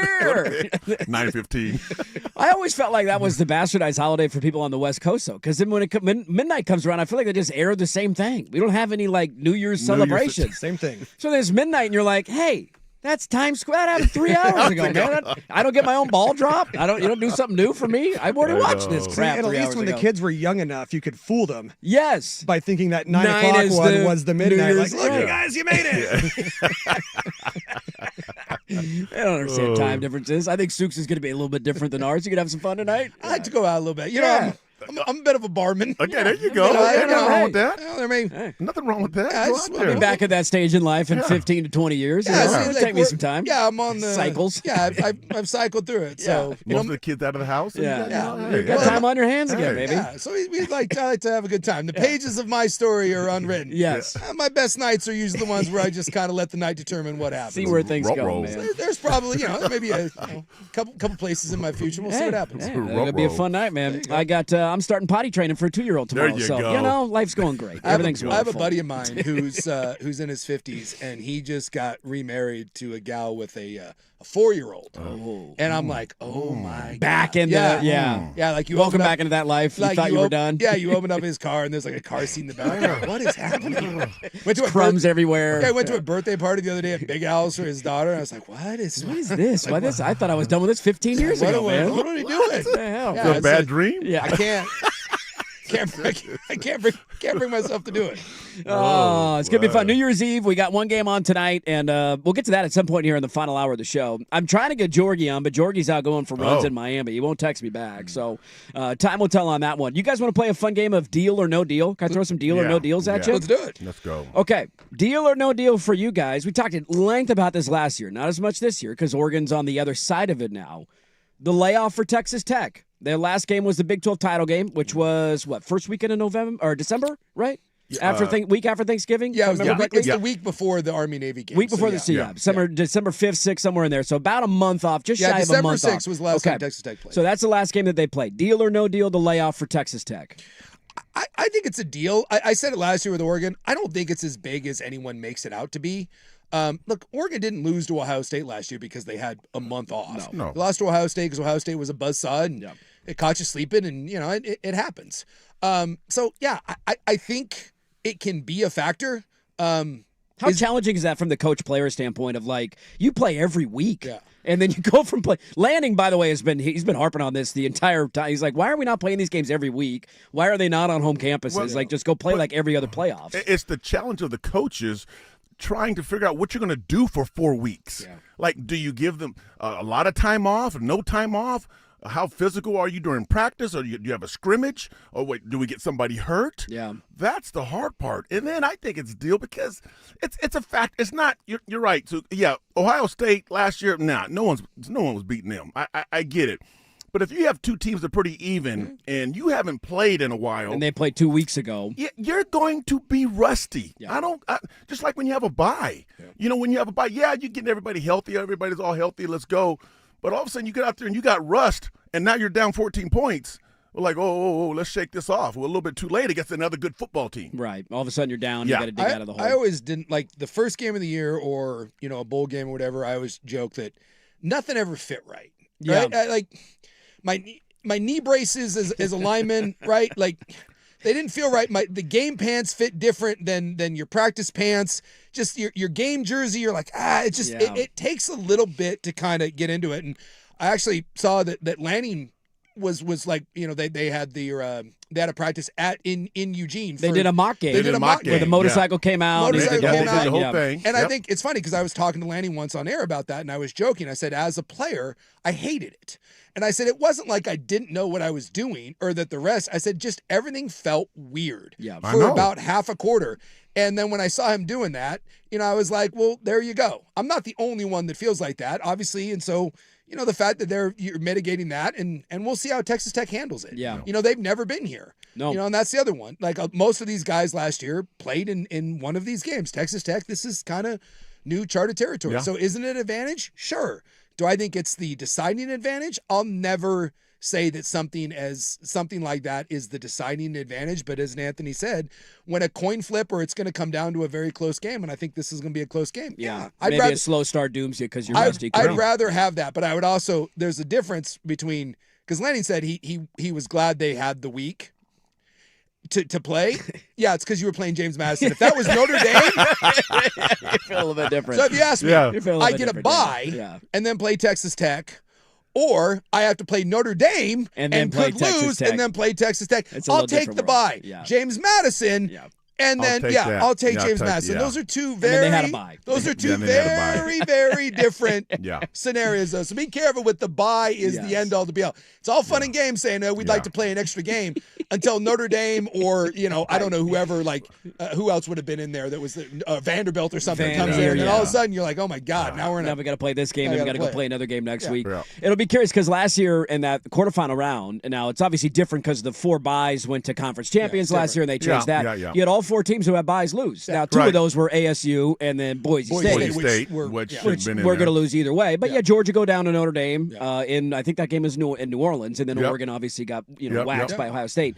Deal or no deal, the idea of Oregon's coordinators working 2 jobs at the same time.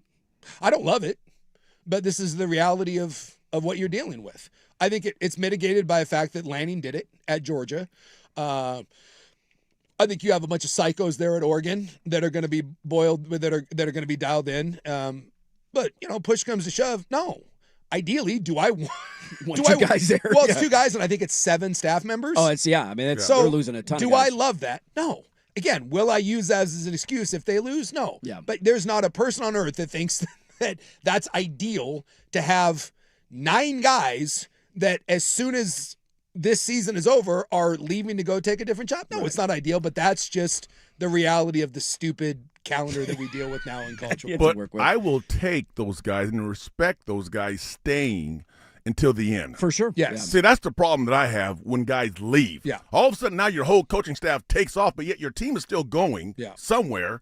You're going to play, and the coaches are gone. They're like, okay, well, who's running things here? What's going? And then, so now you left us. All that stuff you're talking about during the year, all that commitment, all that time, crap. that teamwork. We do it together. I'm in it for the long run. Let's go. Line And out next of your thing you know, ass for the last let's 4 go. months. You walk your ass over there. Excuse my language.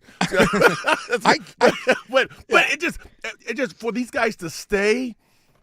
I mean, and I get it. It's hard for them. I mean, and they want to be a head coach. And okay, I'm going to be the head coach of Kentucky and Cal. Yeah, but I committed to these guys until the end, so I'm going to stay here. Yeah. I'll take that. Win or lose. Win or lose, I'll take it. And Tosh talked about it. He said that there were opportunities he got to be a head coach where he said it was a deal breaker for the schools that were interviewing him. And he said, I'm not going to leave the team. If you want me to leave, then that's fine. You got to go find another head coach. Okay, and Cal was willing to work with him with it, and Ron Rivera. And both fan bases have kind of turned into Oregon fans. Something tells me that if one of those guys is not dialed in, something tells me that there might be another guy in that office, like leering over your shoulder, shining style. Hopped up on Zin and God knows how many White Claws, Monsters or whatever he's drinking. Something tells me that may be a motivating factor to maybe stay focused on the task at hand. Not sure that's the guy I want to let down. Yes. The other idea of it, too, that's interesting is that, one, if they win the game, I almost feel like it becomes a bigger deal because you know what opens up the day after this game? I know. The transfer portal opens up the next day. So, stupid. that's when you get to the point where you're a week out from playing a semifinal game while those coaches are trying to build their rosters at the same time. The You system can't do is it. terrible. You can't do it. But the other part of it that I guess eases me a little bit is the idea that it sounds like, now I don't think Oregon's confirmed any of this, but all the reporting has been both hires will be in-house Yeah. promotions. Yes. That Drew Maringer will be the offensive coordinator, And Chris Hampton will be Yes. the defense coordinator. Yes. So having both guys on staff, and That's- hey, that's big. I'll take a little bit of that weight off your shoulders because I'm going to be doing the job in a month anyway. And that's what right? happened And with so- Georgia and Lanning. Exactly. They promoted the next guy. They promoted the next guy, and Glenn there was some Schumann, yeah. debate. I don't know if Lanning kept calling the plays, but they were able to split the load. Yeah, I'll yeah. take a little bit more on, and Yeah, you yeah. go focus on trying to build the roster. Yeah. And for Lanning, it wasn't quite the same NIL portal Sure. era where guys were, the portal wasn't open up in that Right, same spot. right. But challenging. Last one I'll throw at you because we do this all the time in the regular season. Probably different now, but it is a 9 a.m. body clock start time. Yeah. I think at this point, I think you have a team that knows how to prepare for this. Again, is it ideal? No. None of these things are ideal. But you deal with them, and I think you have a coach that has made it abundantly clear there will be no excuses, and that guy will not. He will flip over every stone to give his team an advantage. Yeah. So, again, given your choice, would I rather play on a 12 o'clock body clock? Sure. I think Lanning has known that this game was going to be early and is going to be prepared, and they've been there for enough time. It's not like you're having to get there the day before. They've been there for a while. I just don't think these things are going to be massive differences. Yeah, the environment and the time is always a factor, but it's not a major factor in the reason why you lose. You're playing on grass, because that's going to be new. I mean, you don't play on grass a whole lot. Not a lot this year, no. So you're playing on grass, and you're playing at 9 o'clock in the morning. Okay, well, really, it's, for them. I mean, it also depends on how long have they been in, I think they got in 2 days ago, I think. Was it 2 or 3 days ago, somewhere around So there. Your body can adjust a little bit and get used to it. And They practice in the morning, too, all year. They're a morning practicing team. and it's, ex-players, I used to like the early games. You I did? want to go. I want to Wake up and go. I want to, exactly right. I want to get up, go eat, and go play right now. Yeah. So that doesn't bother me at all. It's the night games that I didn't like. Yeah, you just waiting. And then now your mind's going crazy because you're thinking about everything. You watch all the other football games It are is true. happening. and you see Given the that. choice between playing on a 9 a.m. body clock Or and a then 7:30 or 8 We played a lot of Thursday night. We were like one of the Yeah. first Thursday night teams. We played a lot of Thursday night games, and that stunk. Yeah. Because you wake up, your body clock wakes you up at 7:38 in the morning, 'Cause it's- and you yeah. realize you're not kicking off until 8:30 at night. I got And then 12 you don't hours even to know- go. Like we'd stay in a hotel and then we'd go back to our house sometimes, or like they would try to take us to a movie or whatever. I'm so with Anthony. I would much rather wake up, get some caffeine in my system, do whatever that is to get up. Your adrenaline's going to wake you up, Yes. as opposed to sitting around all day and trying to figure out what to do with yourself. Yeah. Yeah. Wake up and go. What is Yeah. it? What is it? Wake up, breakfast, kick ass. Kick ass, yeah, it's Atlanta, yeah. Eggs, bacon, go whoop some ass. Yeah, We'll there see we that go. tomorrow in There you go. Miami. Why not? I will be curious. I want to talk about this too, of just the environment there. Like all these games should be on home campuses. The playoff would be You so know, much not one better. of these games is sold out. It's not. You can get into the Orange Bowl tomorrow for under $30. Yeah. No. Under Yes. $30. Yeah, It ain't got to be a sellout. Why would you? I mean, if you're an Oregon Wow. fan, you think, all right, we're hoping we're going to win the game. I just save up for Atlanta in the next round, yeah, or yes, Miami yeah. for a title game. Yesterday when I signed off, I was on StubHub, and it's not a great seat. It was in the upper bowl, but with fees and everything on StubHub, I think it was $37. Unbelievable. $37. Unbelievable. Average ticket price across the four games to get the average get-in price of the four games, I think was 87. That's insane. $87 was the get-in price average for the four games. Yeah. It used to be totally different because you'd save up and go to a national title game or a bowl game, and that was the end of your year. Or the 14 playoff, it was a semifinal game that you would go play. Yeah. And then, hey, if I got the money and then go to a title game, I can. But now you got 2 more games after this. That's right. And the next 2 are in Atlanta and Miami if you keep winning. So, I mean, might as well just fly to Siberia at this point to play a college football game because it feels like that's the trend. Let's keep going on a couple more angles of this game. In the final hour, I do want to start breaking down some of the other matchups, get your guys' thoughts on what the rest of the slate will look like, including tonight's Miami-Ohio State game. What we're back at, I think there's a Sports Center here. We're way off. I think, Russ is saying, yeah. Here's Jeff Russ with Sports Center. Now, from the George McCoy at Warren Allen Sports Desk, a Sports Center update on the Fan Sports Network, 105.1 FM and 1080 AM.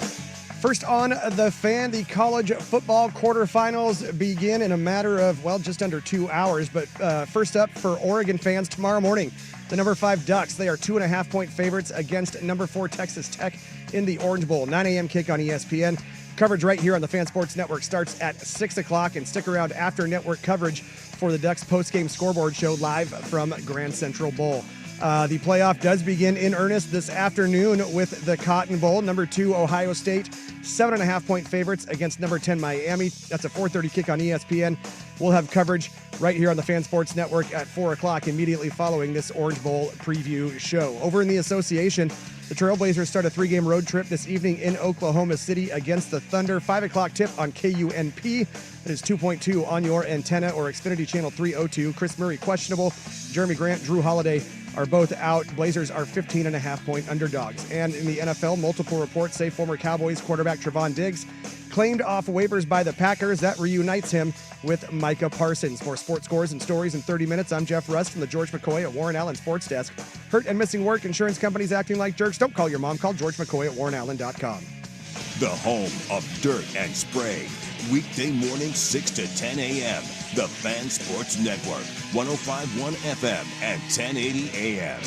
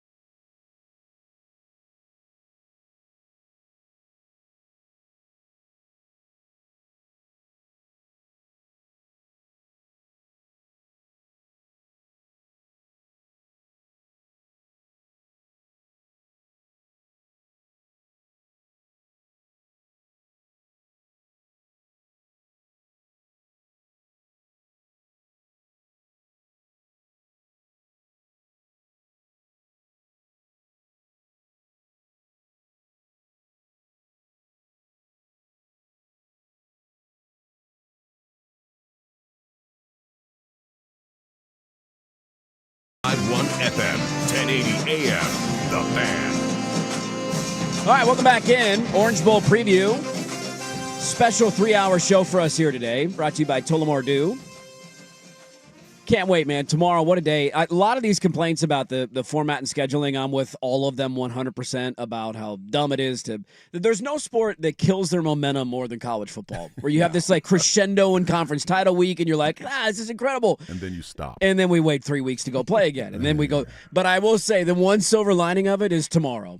And having 9 a.m., 9, 12, 30, and 4, or whatever the slate is throughout the day. I mean, that's just park your butt on your couch, sit around and watch football all day, baby. It's going to be fun. If the Ducks lose. Then I ain't watching football the rest of the day. Okay, you're not is doing on? the whole day. What's You're the Winter doing the whole Classic day of game football, tomorrow? What's the right? Winter Classic game tomorrow? I'm going to watch hockey. I know how you You are. go to that? You can't watch a Hey, hockey game. I know. They're playing in It's in Miami. Miami. Oh, God. Oh, yeah. Yeah, by the way, you could watch the Orange Bowl and the Winter Classic if you're down there the same day. There you go. If you're down there hanging out in Miami. See, this is the nice part because I'm like a soulless entity. Like I don't really have like a rooting interest. Yeah. Hey, just sit back and no That's matter what what happens, happens. Enjoy the show, baby. Andy's You ain't like, going anywhere. Andy's like, no. No, I'm I out. we I'm out, man. gotta win this Yeah. so I can have a good day.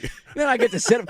I've always said this. There's no better feeling than like when your football team plays on a Friday. You get the random Friday night game and you get a win and it's out of the way. And then you wake up on Saturday morning and it's a full slate of college football and you're like, I got no stress today.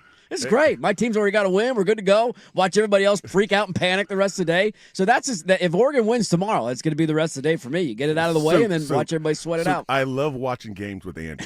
So and the reason why, okay. When you get, you're up there and we're in the press box, or if I'm even in the stadium, and you get with people and they want to talk, and they're talking, and I'm trying to watch the play and watch. No. Andy doesn't say a word. No. He's just sitting there, and he doesn't, and then he doesn't get too happy or too say. He's just sitting there. Okay, so I Ride it out, I even love, keel, baby. Yeah, because Keep it on the I tracks. just love watching games with him because we're the same. We're both quiet, and we're just sitting there going. There's nothing worse than when you're watching football games and people want to like talk your ear off. There's nothing worse than deep that. down, Andy's dying inside. I know. Yes. That's what I said. Like, The only reason I'm doing that is because I'm in the press box and I'm frowned upon to have visceral reactions. You can't say anything. That was that. Can't let one of those out in the middle of the second quarter. Everybody's gonna turn around and say, "Who the hell was that guy?" There's nothing worse than being with the person that's like, I get invited to go watch parties occasionally, or you want to come over. I was like, no, because I know there's gonna be 2 or 3 people there that don't care about the game as much as I care about the game, and you're gonna start having a conversation with me like somebody's wife in the third quarter will be like,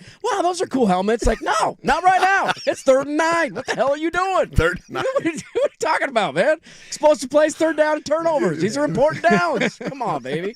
Can't be doing that. I love it. Anthony and I sit next to each other. It's usually about 4 or 5 elbows a game. That's kind of what That's what we do. That's exactly right. Here we go. There we go. There we go. Well, maybe next year if I come down and join you guys, I'm just gonna talk to you guys the The entire game, sit down in between. I'm just gonna start chatting about the most mundane. I'm going into another booth. I'm gonna start talking about that mundane crap. I'm going Have you to guys Jerry started watching Jordan. Stranger Things Have yet? you seen the finale? Could you believe it? What a crazy show. What a crazy ending. By the way, I looked it up right now. StubHub, Yeah, what's the get-in price? $38 right now to get into the Orange Bowl, $62 to get into the Rose Bowl. You can go watch the Rose Bowl. To the Rose Bowl. You can go watch Unbelievable. Indiana, Alabama. Indiana, who hasn't been to a Rose Bowl in a gajillion years and arguably the second biggest brand in college football. Have they ever played in a Rose Bowl? Alabama? No, Indiana. Oh, maybe. No, maybe I'm back. gonna Google that. I'm I don't curious. know. So But isn't that crazy? For less than $65, you can That is get in unreal. and see that game. So to Wild. your answer of do these games need to be on home campuses? The answer to that is yes. Yes. One other time, January 1st, 1968. Yeah, you is would- their only other Rose Bowl think appearance. you would That's it. think that ticket would be a little more expensive. That is a weird one for me, yeah. Because, like, I imagine tomorrow, I don't know how you guys feel. I think Texas Tech's probably going to outnumber Oregon fans. It's easier to get there. I don't know. The alumni base is largely in Texas, I would imagine, right? You're yeah, Dallas seem and like- yeah. Houston, and that's just it's easier to get there to Miami True. than it is from Portland or, West Coast-based people who went to Oregon. I'm sure Oregon fan will travel well. There's Yeah. always, Oh, yeah. and there's a ton of, I think we've seen this when they've gone on trips in the Big Ten where we're realizing how many people live in Chicago and on the East Coast. Thank you, yes. And they're closer Yeah. by and you can now go to those kind of games. But Right. I'd imagine there's more Texas Tech fans there, but Probably. maybe Duck fans surprised me a little bit. The Indiana-Bama one's shocking to me that's not more expensive to get in. I mean, is I was looking crazy. at because I always am intrigued by this. So when I was looking at the home field tickets for round one, Right. Yeah. Oregon's was bad. Yeah. I mean, Yeah. it was, Oh, yeah. It Oh, was, yeah. It was really bad. Yeah. You could have sat between the 30s 20, 25 rows up, and it was for less than $100. Right. That same seat at Texas A&M was $3,000. Oh yeah. So I mean, it was even the Ole Miss one. It was like $1,200. But that Rose Bowl, so I said that's the get-in price. But I'm looking here, and again, this is secondary market. Yep. By the way, there are tickets you can buy for face value. But I'm looking here. Looks like it's row 45 on the 50-yard line of the Rose Bowl. Good seats. That was originally listed at $700. It is now down to $300. How about that? What? Which, yeah, because you can see where the price has been yeah, slashed. Yeah, they have slashed that thing down to $300, and it's still available for sale. Yeah. So you're telling me that the Texas A&M, the Texas A&M game was couple grand, and the Rose Bowl game for that roughly that same For seat $300. is $300. $300 to get in. Like, something's something's broken going on. there. So, yeah, I you're mean, right. at some point we have to Start fixing at some point problems. you have to- There's you a have lot to of fix problems that. that need to be fixed.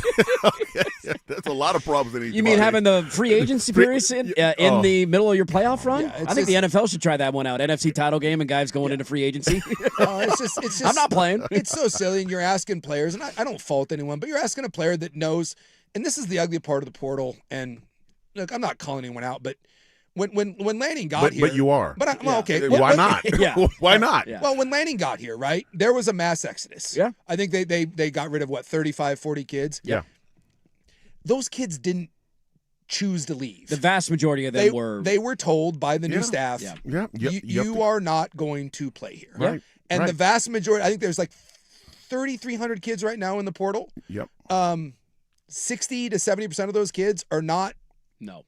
They're not choosing this. So we like to focus on the kid that's out there looking for $750,000 or $1 million. But what we don't focus on is a kid that chose to come to Oregon or chose to go to USC or chose to go to Alabama, and he got there for a year and a half, and for whatever reason, whether it's his fault, not his fault, maybe he didn't work hard enough, maybe he's just not good enough, Maybe he got injured. maybe he got sent injured back, or whatever, but that coaching staff came to him and said, you need to go find someplace else to play. Yes. Like we all, whatever you think of Dion, when he came in and said, you got to go find somewhere else to play. Yes. And everyone kind of killed him for that. That goes on just in a more subtle way at every university. So, I feel for those kids. Oh yes. Yeah, you say, you're in the middle of something, but for a kid that knows that next year there is not a spot on this team for him, No. and when January 2nd hits, that poor kid has to go find a place right now.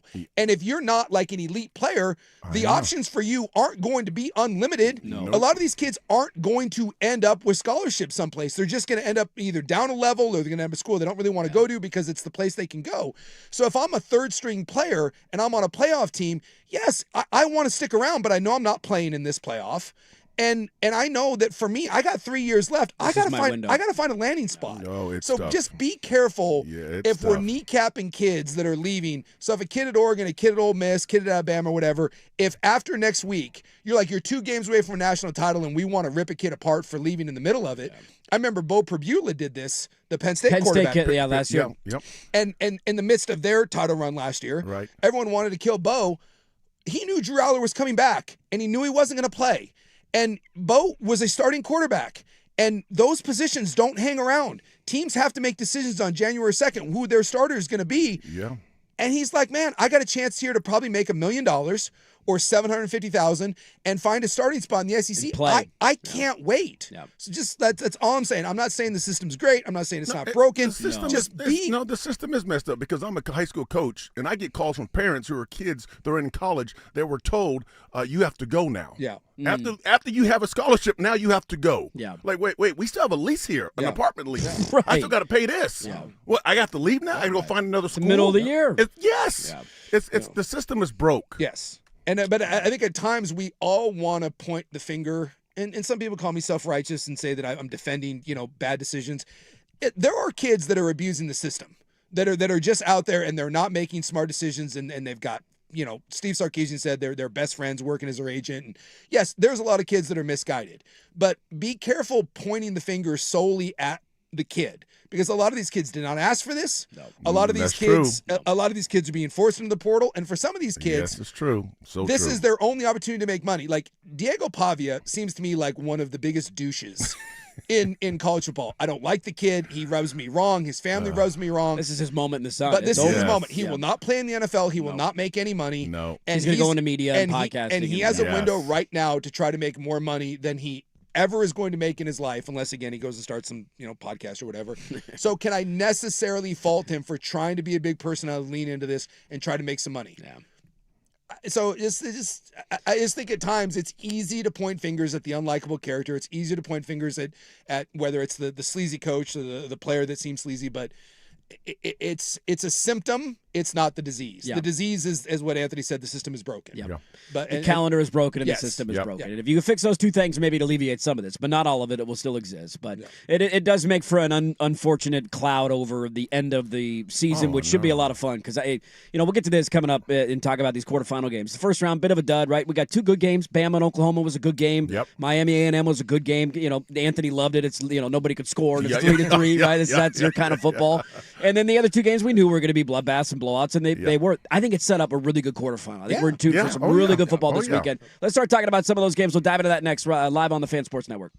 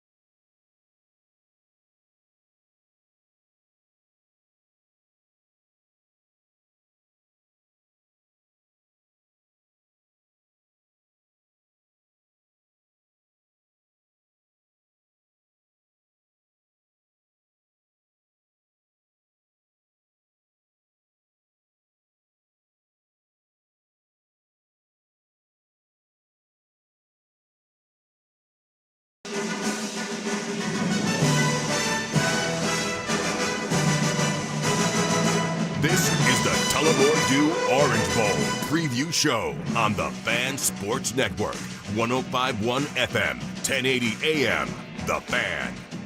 All right, welcome back into the Orange Bowl preview show. Andy Johnson, Anthony Newman, Jason Sukanik hanging out with you. Brought to you by Tullamore Dew, original Irish whiskey. Short segment here. We'll try and get back on the clock for the final hour. Should we all take a moment and laugh at USC for still not being able to tackle? Did you guys say I went to bed last night, so I didn't see the end of the game. I woke up today. I think Sprague texted me last night. I'm like, what the hell? I mean, look, that's happened to Oregon in an Alamo Bowl. We've been there, done that, baby. Hey, Lincoln Riley said that the window's open now. Here we go. I'll admit, you're 5.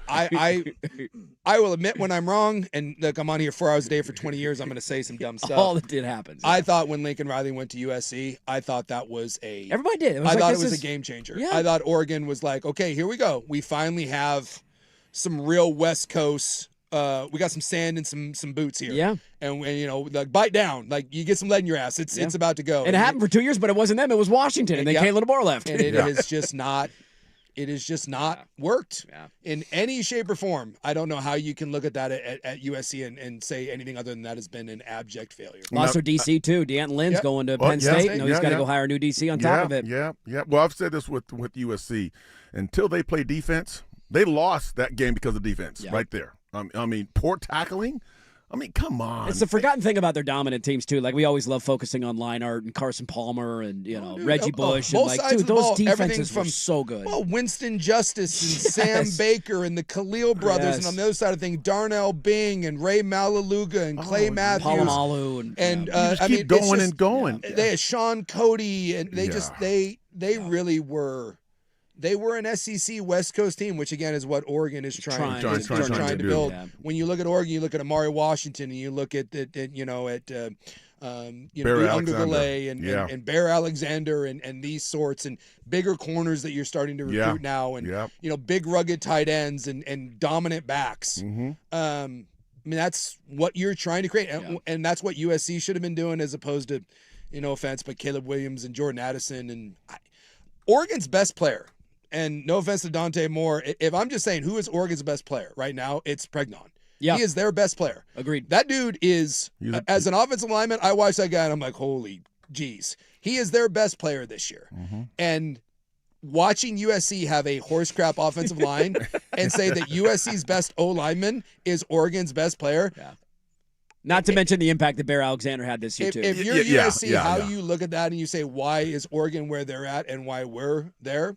Yeah, that's the answer. Well, you said something too. I think this was off the air, but something on Texas Tech, and we'll get to this a little bit more in the final hour as well. The one area I want to give them a lot of credit, because this will now turn into when we pretend that nobody else spends money. Like Oregon gets this a lot. Whenever you get a recruiter, it's all money, as if Ohio State and Georgia and Alabama and Notre Dame and Michigan, like Texas, get out of here, right? But so what? Texas Tech, if they win tomorrow, even they're getting it going into the game. Well, they bought their team, they bought their roster. Well, everybody in college football does. Buying. But to the point, and I think you said this off the air, Super. Like the thing that we need to give Texas Tech credit for, because Oregon does this, and I think they do a remarkable job of identifying talent and the things that fit and the pieces. Like Texas Tech went out and spent a lot of money. You know who else has spent a lot of money in the portal the last couple of years? Penn State. Florida State. Like go up and down the list of teams. USC spent a ton of money in the portal, and it doesn't always translate to wins. It's about how you spend your money. Yes, and finding the guys that are made of the right stuff, that aren't just, hey, here's my $200,000 check and I'm done. USC to me, you ever spent any time in Miami? We're talking Orange Bowl here. You ever been down to Miami? Oh yeah. Miami is the damnedest place. You will see a $100,000 car in front of a $20,000 house. It's the damnedest thing. And I swear to God, USC is a Miami is a Miami crappy home. That was Caleb Williams with a Lamborghini in front of it. Maybe not spend as much on your Lamborghini. And maybe work on the house. How about a foundation? Let's start there. What do we think? Well, it's funny. And let's go back to when you're talking about the recruiting and the scouting for transfer portal. College now, you have a scouting department, and then you have a recruiting department, because you're recruiting guys out of high school. You're scouting guys who are already in college. You got tape football on them against the best competition. Yeah. And you're not going to get those guys for 4 years. You're going to get those guys 1 or 2 years. Where can we plug this guy in? And this guy fits this scheme here. Let's go get him. That's scouting. That's NFL. And then you have recruiting, where you talk to the kids and you talk to the parents.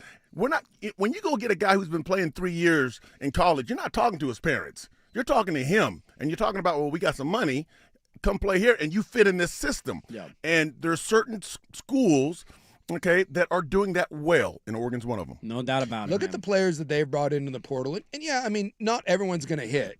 No. But the amount of guys that they have brought in the portal, from Bo Nix to Dylan Gabriel to Dante Moore, last time I checked, all those guys, portal guys, all turned out to be pretty good. Pretty good. Malik Benson was a scout team guy when they brought him in. He was an afterthought. I remember when they signed him, I'm like, who the hell is Malik Benson? And Malik Benson has been enormous. Pregnon has been their best player. Isaiah World and Harkey were both portal guys that have been rock solid for you. They haven't been stars, but they are rock solid tackles. Jamari Johnson, they have hit.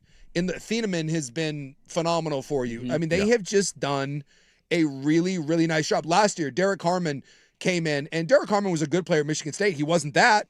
Who was the nose tackle out of Caldwell? Houston? Caldwell. Caldwell. Again, great player for you. They have hit in the portal more times than not.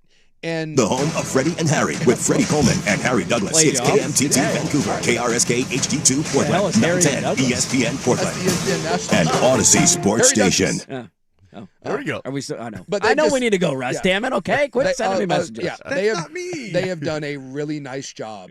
Even if they're not stars, they have done a better than most job of when they go and identify someone in the portal, that kid ends up being a key piece to their It's their a big puzzle. part of it, man. Not just having money to spend. You got to spend it in the right ways and find guys that are made of the right stuff. Both Texas Tech and Oregon have done a great job of that. Let's get to the rest of the slate in the final hour. Starting with tonight's game, we'll get to the Georgia Ole Miss game and the chaos and the circus that's going on behind the scenes there. And then Alabama, Indiana. Are we making anything of that? Indiana out their best pass rusher. Bama can't run the football. It's going to rain in L.A. tomorrow. We'll dive into the rest of the games in the quarterfinals. Some final thoughts on Oregon and Texas Tech. One more hour to go. Next on 105.1 FM, The Fan. What if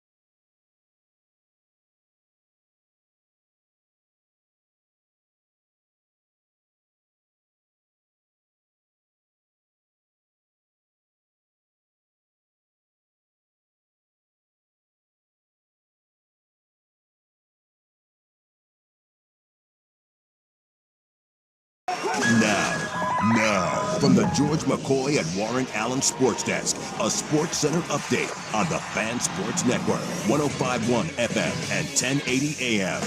Jeff Rust here with your Sports Center update. First on The Fan, the college football quarterfinals are nearly here. Tomorrow morning, number 5 Oregon Ducks, 2.5-point favorites against number 4 Texas Tech in the Orange Bowl. That's a 9 a.m. kick on ESPN. Coverage here on the Fan Sports Network starts at 6 a.m. Stick around after network coverage for the Ducks postgame scoreboard show live from Grand Central Bowl. The college football playoff does begin in earnest this afternoon with the Cotton Bowl. Number 2 Ohio State, 7.5-point favorites against number 10 Miami. That's a 4:30 kick on ESPN. Coverage here on the Fan Sports Network will begin at 4 o'clock right after this Orange Bowl preview show. Trailblazers start a 3-game trip this evening in Oklahoma City against the Thunder. 5 o'clock tip on KUNP. That's 2.2 on your antenna or Xfinity Channel 302. Chris Murray is questionable. Jeremy Grant, Drew Holiday are out. The Blazers are 15.5-point underdogs. And in the NFL, multiple reports say former Cowboys cornerback Trevon Diggs has been claimed off waivers by the Packers, reuniting him with Micah Parsons. More sports scores and stories in 30 minutes. I'm Jeff Rust from the George McCoy at Warren Allen Sports Desk. Hurt and missing work, insurance companies acting like jerks. Don't call your mom. Call George McCoy at warrenallen.com. The home of Ducks Game Day. Before and after every Ducks football game this season. The Fan Sports Network, 105.1 FM and 1080 AM. This is the Tullamore Dew Orange Bowl preview show. Could I offer either of you two gentlemen a wee jolt of Irish whiskey to usher in the new year? The Oregon Ducks and Texas Tech Red Raiders are set for a morning clash in Miami for the Orange Bowl. Benson is deep. Ball was blocked on the turf. Picked up and touchdown Oregon off the block punt. Lamar with a touchdown. Was that Purchase who blocked it? With Andy Dirt Johnson, Anthony Newman, and Jason Sukanik. Brought to you by Tullamore Dew. When it's tailgate time, it's Tully time. On the Fan Sports Network, 105.1 FM, 1080 AM. The Fan. Hey, welcome back, Cam. One more hour to go. Well, less than that for us today. Orange Bowl preview show brought to you by Tullamore Dew. When it's tailgate time, it's totally time. Andy Dirt Johnson, Anthony Newman, Jason Sukanik hanging out with you. They make a delightful rum cast finished Tullamore Dew. That's the go-to. Is that it right It's there? got the aqua blue label. I'm just saying. I like that. I like that. It's if you're looking for something a little different, it's a nice little change. It's a good look. I hang out with the Tullamore Dew guys, maybe a bit. They're too good much. people. Well, I go down every year to the Kells puts on the smoker on St. Patrick's Day. Oh, yes. The big boxing match. Yes. You fun. I may end up at the Tullamore Dew table for the last, I don't know, way too many years. Shout out Jason and the Tully guys. We like to have a good time. Dude, this is fantastic. The Tully guys are good. If you get a chance to hang out with the Tell Tully them guys, I'm waiting on my bottle. I need my bottle and we're good to go, baby. I got to get after it tonight. All right, I'll make before sure. my 9:15 bedtime. If Okay? you guys like Irish whiskey, I can make this happen. Okay. I can make sure we get a nice. It's a good thing to wake up to on game day, too. A little Irish, put a little in coffee, get going in the morning. Trying to wake up? Trying to get, get my little cobwebs next I'm tomorrow. rubbing my eyes I got in the 9 morning a.m. now. football tomorrow, man. My new crew over here. It's my first time working with you guys. Yeah. I got to bring some gifts. Take care of the people. Let's go. Keep bringing them. I asked the question earlier, deal or no deal on the Oregon, some storylines going into the Oregon-Texas Tech game. Let me ask you guys this one. Deal or no deal? Can we take anything away from bowl games anymore? Non-playoff games. Because this is not like the growing... Have you watched a few of them? I've seen a handful of them. Like USC didn't have hardly anybody playing, but their quarterback was playing. Yeah. TCU had more guys, but their starting quarterback wasn't playing. But people are now using this to like, hey, where's this SEC homerism coming from? Tennessee loses. Vanderbilt lost to Iowa. Like the SEC's been horrible in bowl season. 2-6, 2-7. Michigan and Texas are in a dogfight right now. It seems like most guys are playing. I don't know enough about the rosters. Texas lost their first three or their three starting running backs. Well, that hurts you. But Archer's playing and Underwood's playing, and so I don't know. I have a hard time with it. You use it, I think, if it's an argument that fits your narrative. Yeah. Like you'll still use it, but I have a hard time putting a lot of stock in it. I think the question is, do you sit there and watch the whole game?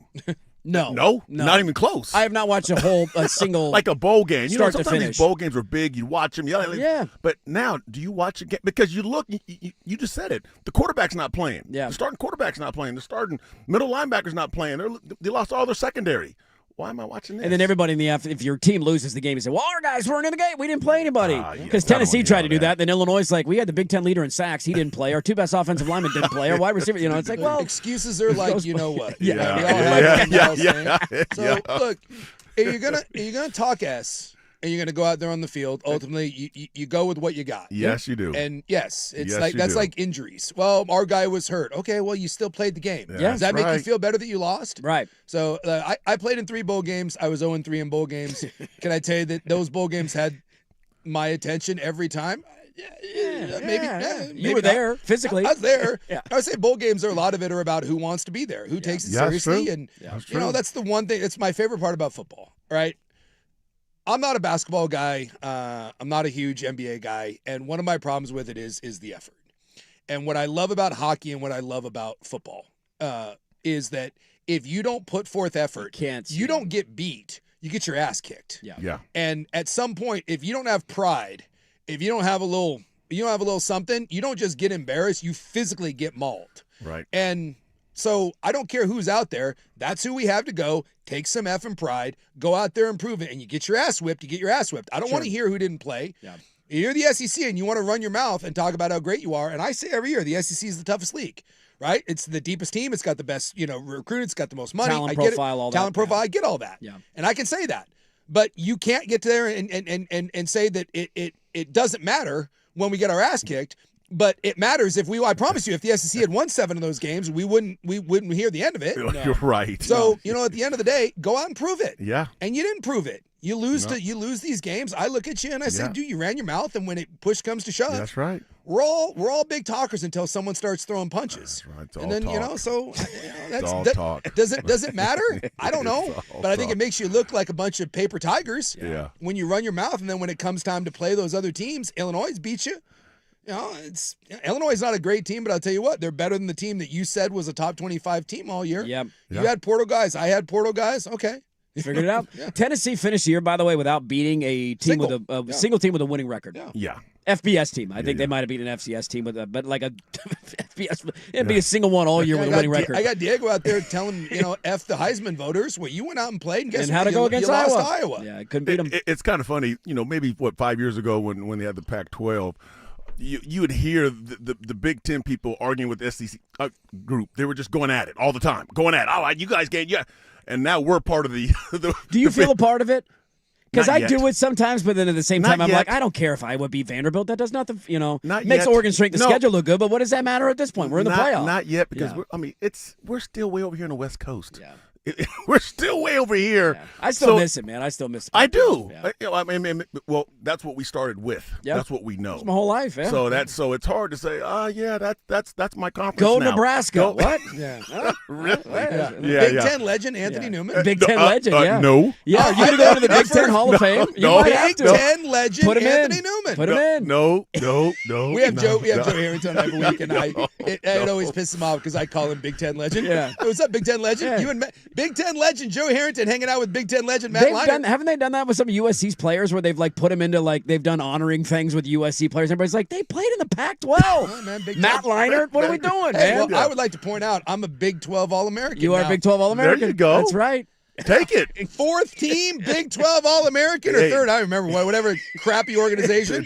All Big 12, baby. Take Big, it. Big 12 legend. Oh, That's right. No, That's I'm fantastic. all Pac-10. Pac-10, not even 12. I'm not even Pac-10. 12. I'm all Pac-10. Go back in the day, Okay, baby. so let's get it straight. Well, at least it wasn't Pac 8. Pac-8's No, a little. you're going too far Yeah, back. come on now, Hey, Russ. don't go too Jesus. far. I'm not that old. Come God, on. top rope Come over on. there. I was the Doesn't first matter, ever Mountain West All-Conference center. Hey. Boom. I was there at the invention of the Mountain West. That's right. West. What was BYU before then? The WAC. They were in the Oh, that's WAC right. The before The that. WAC. Western Athletic Conference. So when they won their national championship, they were a WAC team? They were a WAC team. They were a WAC team. You want to talk about the What a worst? wild You want to time. talk about the worst Wow. national title of all time? And BYU fan gets so pissed at me. But I like my That's it. Cougs. I love Kalani. But again, I'm a realist. I'm not a honk for anybody. Right.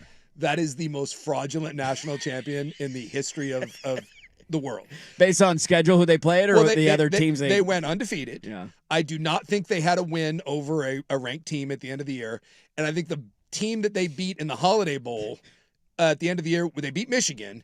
And I think Michigan was like a 5-loss team. So I'd have 7-5 to coming look in, it up. yeah. But they were the only one that was undefeated. Was it? They were the only team that went undefeated. So they were like, national champion. We're like, woo! I see the trophy. It's in the case. It's there. You got one. So, like, Washington always says, like, Oregon, Washington, like, oh, you have half a championship. Whatever. We have a full one. You got a full one. You got a full So one. I tell Oregon all the Then time, share it. suck it, Oregon. Yeah, you're National right. champion BYU Cougars. What can you say? The part of me as an Oregon fan, I'm like, why do we have to get good in the era where you actually have to go win the national championship game? Can't we just go undefeated and go play like Illinois in the Rose Bowl and then just take one? Yeah, Hey, exactly. claim it. Put it on. That's over with. Put it Well, on. it's harder than ever now to win. Oh, it's significant. Oh, It's yeah. just- Please. You got to go win multiple games. Dude, and, it is brutal what you have to go through. All right, well, I've been teasing it for 30 minutes. Let's start talking about the other games. Oh, yeah. Also, one angle, and I want to ask you guys if we feel like, and now this is a little foreshadowing, but if this trend could come to an end this year, I'll tell you what that trend is, some of the numbers behind it. We'll start breaking down the other matchups in the quarterfinals next on The Fan.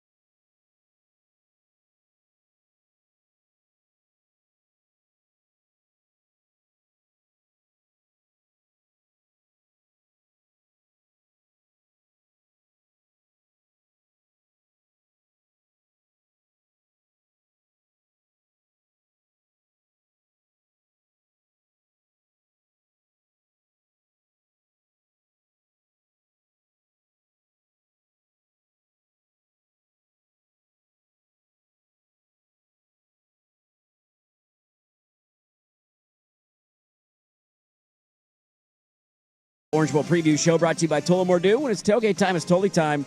There is a trend going on now. I believe it started, the last time this did not happen was Auburn. So, of course, sorry to bring up a bad memory, Duck fans. Michael Dyer was down. Michael Dyer was down. Yeah, he was. 14 consecutive years. Now, this stat would have held if Oregon had won that game and Dyer was down. You realize if he was down, that game wasn't over. Hey. I just I love that Oregon fans somehow thinks that if that nonsense out of here. We would have got a pick six next play. Yeah, exactly right. Yeah, move on. Dominant all Sorry. game. Sorry. Cam Newton sucked, all right? He wasn't very good in college, right? Oh, wait, that's wrong. But since that, we've had now 14 straight years where no team under a 50% blue chip ratio has won a national championship. Now, the only one, TCU got close, and then they lost by 60. Yeah. Washington, I think, fell into this category, and they got to a title game and lost. Do you know there are 3 teams in the playoffs who do not meet the blue chip threshold criteria? Well, Indiana's going to be one of them. Indiana is one of them. And then the other one is Texas Tech, Right. who Oregon is playing, Yeah. and then Ole Miss. So for people who don't know blue chip, that's 4 or 5 star recruits, basically the foundation of your roster. Ole You have to Miss, be huh? over 50% of 4 or 5 star kids. We have 14 straight years where that's the threshold. Nobody under that since Auburn. And Oregon was also under it in that national championship game. The numbers on the teams remaining: Ohio State 89%.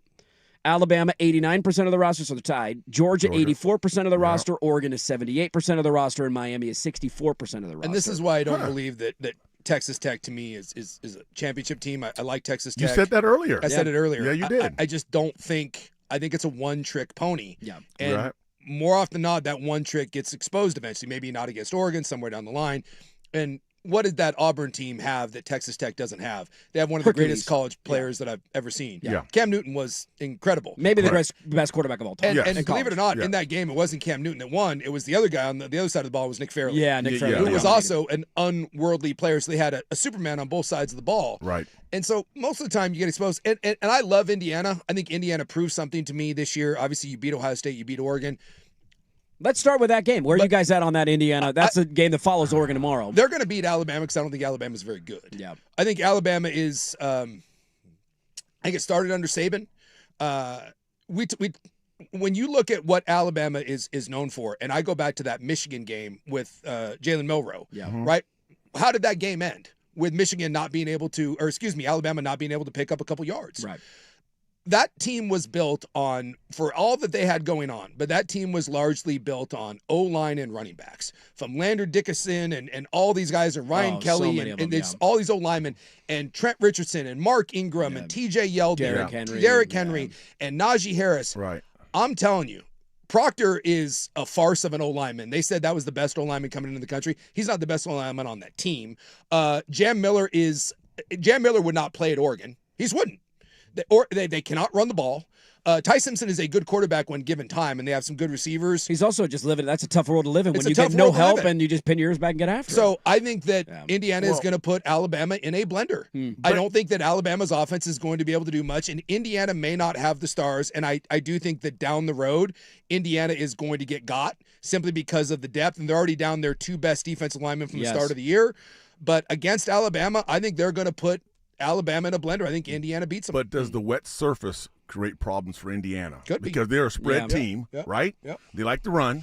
But now you're playing on grass in a wet surface. Wet surface. Slows you down. Yep.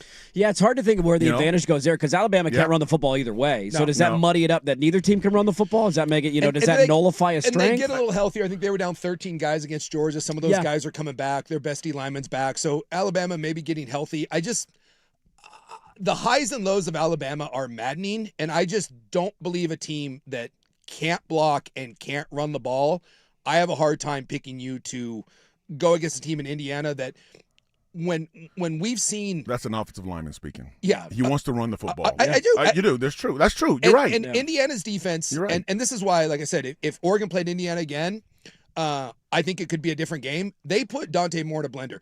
Their rotational safeties and stuff they do on defense, they make it really hard for They people. confuse the hell out of And them. they confuse the hell out of Dante Moore, and they confuse the hell out of Julian Sayin. Julian Sayin's the most accurate quarterback in NCAA history, and they held Ohio State to 10 points. Right. Some of that was obviously they shot themselves in the foot and missed field goals, but Indiana down stops, makes it hard for you. I have not seen Alabama's offense show me in 2 months' time that they are going to string together and finish drives. And so I have a hard time thinking that Alabama beats them. We're thinking this is Alabama, like old school Alabama. They're not the old. No. They're not the old. Not even close. It just I look at their line play and I look at their back play, and it doesn't seem elite to me. And I think Indiana has an advantage in that. It's weird to say, but I believe that to be true. It is so straight. I'm still having a hard time wrapping my head around that. Me too. I remember when Oregon lost to Indiana. I had a buddy, diehard. I lived with him all 4 years down at Oregon. He texted me. He was like, "How do we live in a world where Indiana's not better than us in football?" And I'm like, "Well, they beat us on the day, so you give them like they were more physical. They were more physical, I and it's did just not like think that. How did they beat Ohio State? And then they did it. I did it again. How did they beat Ohio State? That's By the the best way- team in the country. I still think Ohio State's going to win the whole thing, but Right. Indiana got them. So I don't want to believe it because again, there shouldn't be enough talent there at Indiana, but. There had is. You beat Oregon and you beat Ohio State. Watch me shut up now and give Cignetti credit. Kurt Cignetti, when he was hired, did that whole "we're going to love beat it. Michigan's ass and we're going to beat Ohio State's ass." Everybody's like, "Who the hell is this guy from James Madison?" Google me, I Google win, me. right? He had another one this week, so he was asked at their press conference about the mystique of Alabama. Like, you guys are playing Alabama. That's you're Indiana, they're Alabama. How's that going to go? And when he was asked about the mystique and he convincing his players, you're playing this Alabama team and not the Right. Of the old. Bear Bryant's, right? And his quote was, "quote, you know probably more about the mystique than they do. Our guys just know what they see on tape." Oh, there you go. That's a good one. Okay. That's right. All right. And So they That's right. can't He is so run. true. I don't know how a school like Alabama has this level of running back play. though It that man, just- Texas this year could not run the football to save their lives. very It's just strange. weird how you And can't. if there's one thing that can stop Ohio State, they don't run the ball very well either. Just saying. So yeah, that one's tomorrow. That we'll see what the weather looks like. It looks like it could be wet in LA for the Yes. Rose Bowl. It's raining Yeah. for the parade in the morning. They're hoping maybe just passing showers, but they got a tarp all over the field and the whole thing. So to Anthony's point, maybe that muddies it up a little bit. And you could get wonky turnovers right in those Yes, kind of conditions yeah. and drop a little punt sloppy, or little sloppy. whatever the case. If Ty but- Simpson has time and they have some nice receivers, Yes. Yes, they do. If Ty Simpson has time and can get comfortable in a pocket, they can sling it around. Yeah. I really like the way Indiana plays I do defense. too. I am Talk about all-time very devastating impressed. injuries too. That Stephen Daly injury at the end of the Big Ten title High-fiving game, someone. high-fiving a fan I and you know. bust your. Just and that's what I wonder. Do heartbreaking. they have the depth to sustain? If you get another injury against Bama, it's like the depth is not there at Indiana and Ole Miss and some of those schools and Texas Tech. Texas Tech plays three linebackers. Just by the way, just keep an eye on this. Texas Tech plays three linebackers. They do not sub. That The is only time they interesting. go to nickel is to rest linebackers. They do not have another linebacker that plays It's in a lot that of system. snaps. That's Yeah. a lot of If snaps. one of Snaps. those, snaps. if one of those guys gets hurt, and it happens, Yeah, right? guys go down. If one of their linebackers goes down, it is problematic. At least they can rotate some guys on the D line, but they do not run linebacker rotation. So just keep an eye on it. Interesting storyline to keep an eye on in the playoffs. So the three teams not on the list: Texas Tech, Indiana, as I mentioned, and Ole Miss is the other one. They're below a 50% blue chip ratio. So it could signal a new trend. Indiana wins a national title. You say that doesn't matter as much as it used to anymore. And you got portal guys, and you're finding diamonds in the rough. And maybe it's not the end all be all stat, but it's been ironclad for 14 going on 15 years now that you got to be over that threshold to win. Oregon is one of the 5 teams remaining who is over that threshold. Let's get to the game tonight. I can't wait for it. And then, do we give Ole Miss any chance with all the chaos going around that one? That one's tomorrow down in New Orleans. Do we give them any chance to win that one? We'll dive into the other 2 games coming up next. But first, here's Russ with SportsCenter. Now, from the George McCoy and Warren Allen Sports Desk, a Sports Center update on the Fan Sports Network, 105.1 FM and 1080 AM. First on the Fan, the college football playoff quarterfinals are almost here. Tomorrow morning, number 5 Oregon, 2.5-point favorites against number 4 Texas Tech in the Orange Bowl. 9 a.m. kick on ESPN. Coverage right here on the Fan Sports Network starts at 6 o'clock. Stick around after network coverage for the Ducks postgame scoreboard show live from Grand Central Bowl. It does indeed get started this afternoon, though, with the Cotton Bowl. Number 2 Ohio State, 7.5-point favorites against number 10 Miami. 4:30 kick on ESPN. Coverage here on the Fan Sports Network starts at the top of the hour immediately following this Orange Bowl preview show. The Trailblazers start a 3-game road trip this evening in Oklahoma City against the Thunder. 5 o'clock tip on KUNP, that is 2.2 on your antenna, or Xfinity Channel 302. Chris Murray questionable. Jeremy Grant and Drew Holiday are out. The Blazers are 15.5-point underdogs. And in the NFL, multiple reports say former Cowboys cornerback Trevon Diggs claimed off waivers by the Packers. That reunites him with former teammate Micah Parsons. More sports scores and stories in 30 minutes.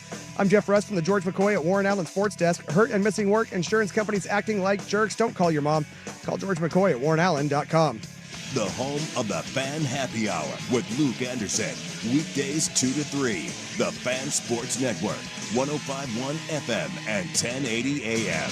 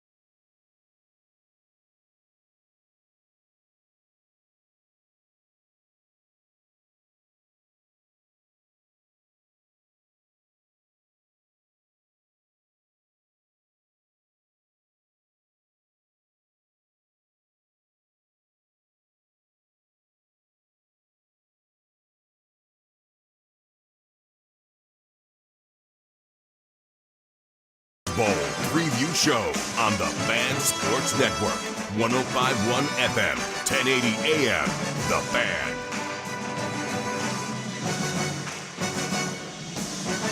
Well, the Big Ten's going to take one on the chin, it looks like. Michigan and Texas. It's been a fun, entertaining game. Some calls that we were like, I don't know which way that's going to go.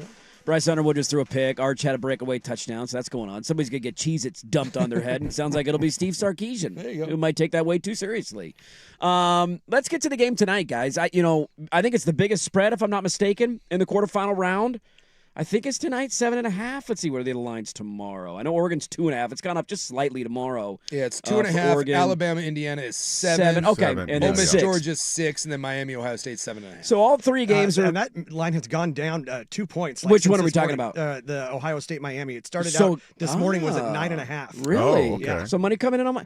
Look, I think the thing on this game is that in order just to be on the same field and have a chance, you have to be able to go toe to toe at the line of scrimmage with Yes. Ohio State, and Miami has the ability to do that. Yeah. But I think Carson Beck's your quarterback, and is he going to throw 5 picks in this game? Is he? What was his final numbers in the A&M game? He threw for like 102 yards, and he couldn't do anything. To be fair in that, there was like 25-mile-an-hour winds. Very true. And That's like, true. Part of it. No Yeah. one wanted to throw the ball, but yes, I mean, I hate that I have to defend Carson Beck because he's everything that's wrong with college football. Why you're paying that guy $3 million? He wasn't good at Georgia. He's not good at Miami, and yet here we are. Now get me started on paying quarterbacks. Hey, Texas, cool. You paid a kid $5 million to win the Cheez-It Bowl. How's that Bryce Underwood? By the way, return on investment's coming back, baby. Bryce Underwood, you gave 4 to go there. Bryce Underwood will be the quarterback at Oregon in 2 years. Yeah. But they got the money to spend. You got the money to Yeah, spend. They're spending it. He's spending it, baby. If I got the money, I'm gonna spend it. I think why people think Miami is it can be in this is the 2 games that Ohio State has I don't know if you want to say struggled in. One, the Texas game where they scored 14, and then the Indiana game where they scored 10. Yeah. In Miami's defense, Ohio State's weakness is running the football, right? They don't run the ball that well. They've got a little better with it with Bo Jackson, and some defenses have been able to confuse Julian Sayin. Both of those, Texas and Indiana, gave them problems. And Miami, their strength of their team is the defensive side of the ball.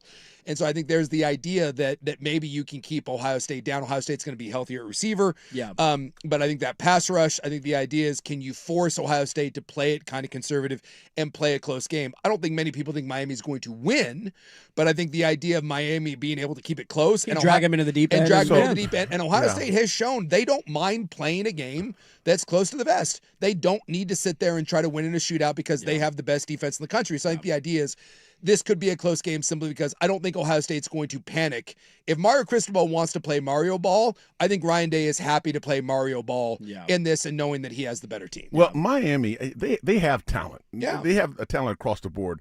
I think what they do is they beat themselves most of the time. Yeah. They always make penalties. They always do things that are just not right. Like, what is going on? That's kind of been Mario's MO as a head coach. Yeah, His so time at when you're Oregon. playing a good football team like Ohio State, you can't do that. No, You can't beat yourself and then try to beat a team that's really almost better than you.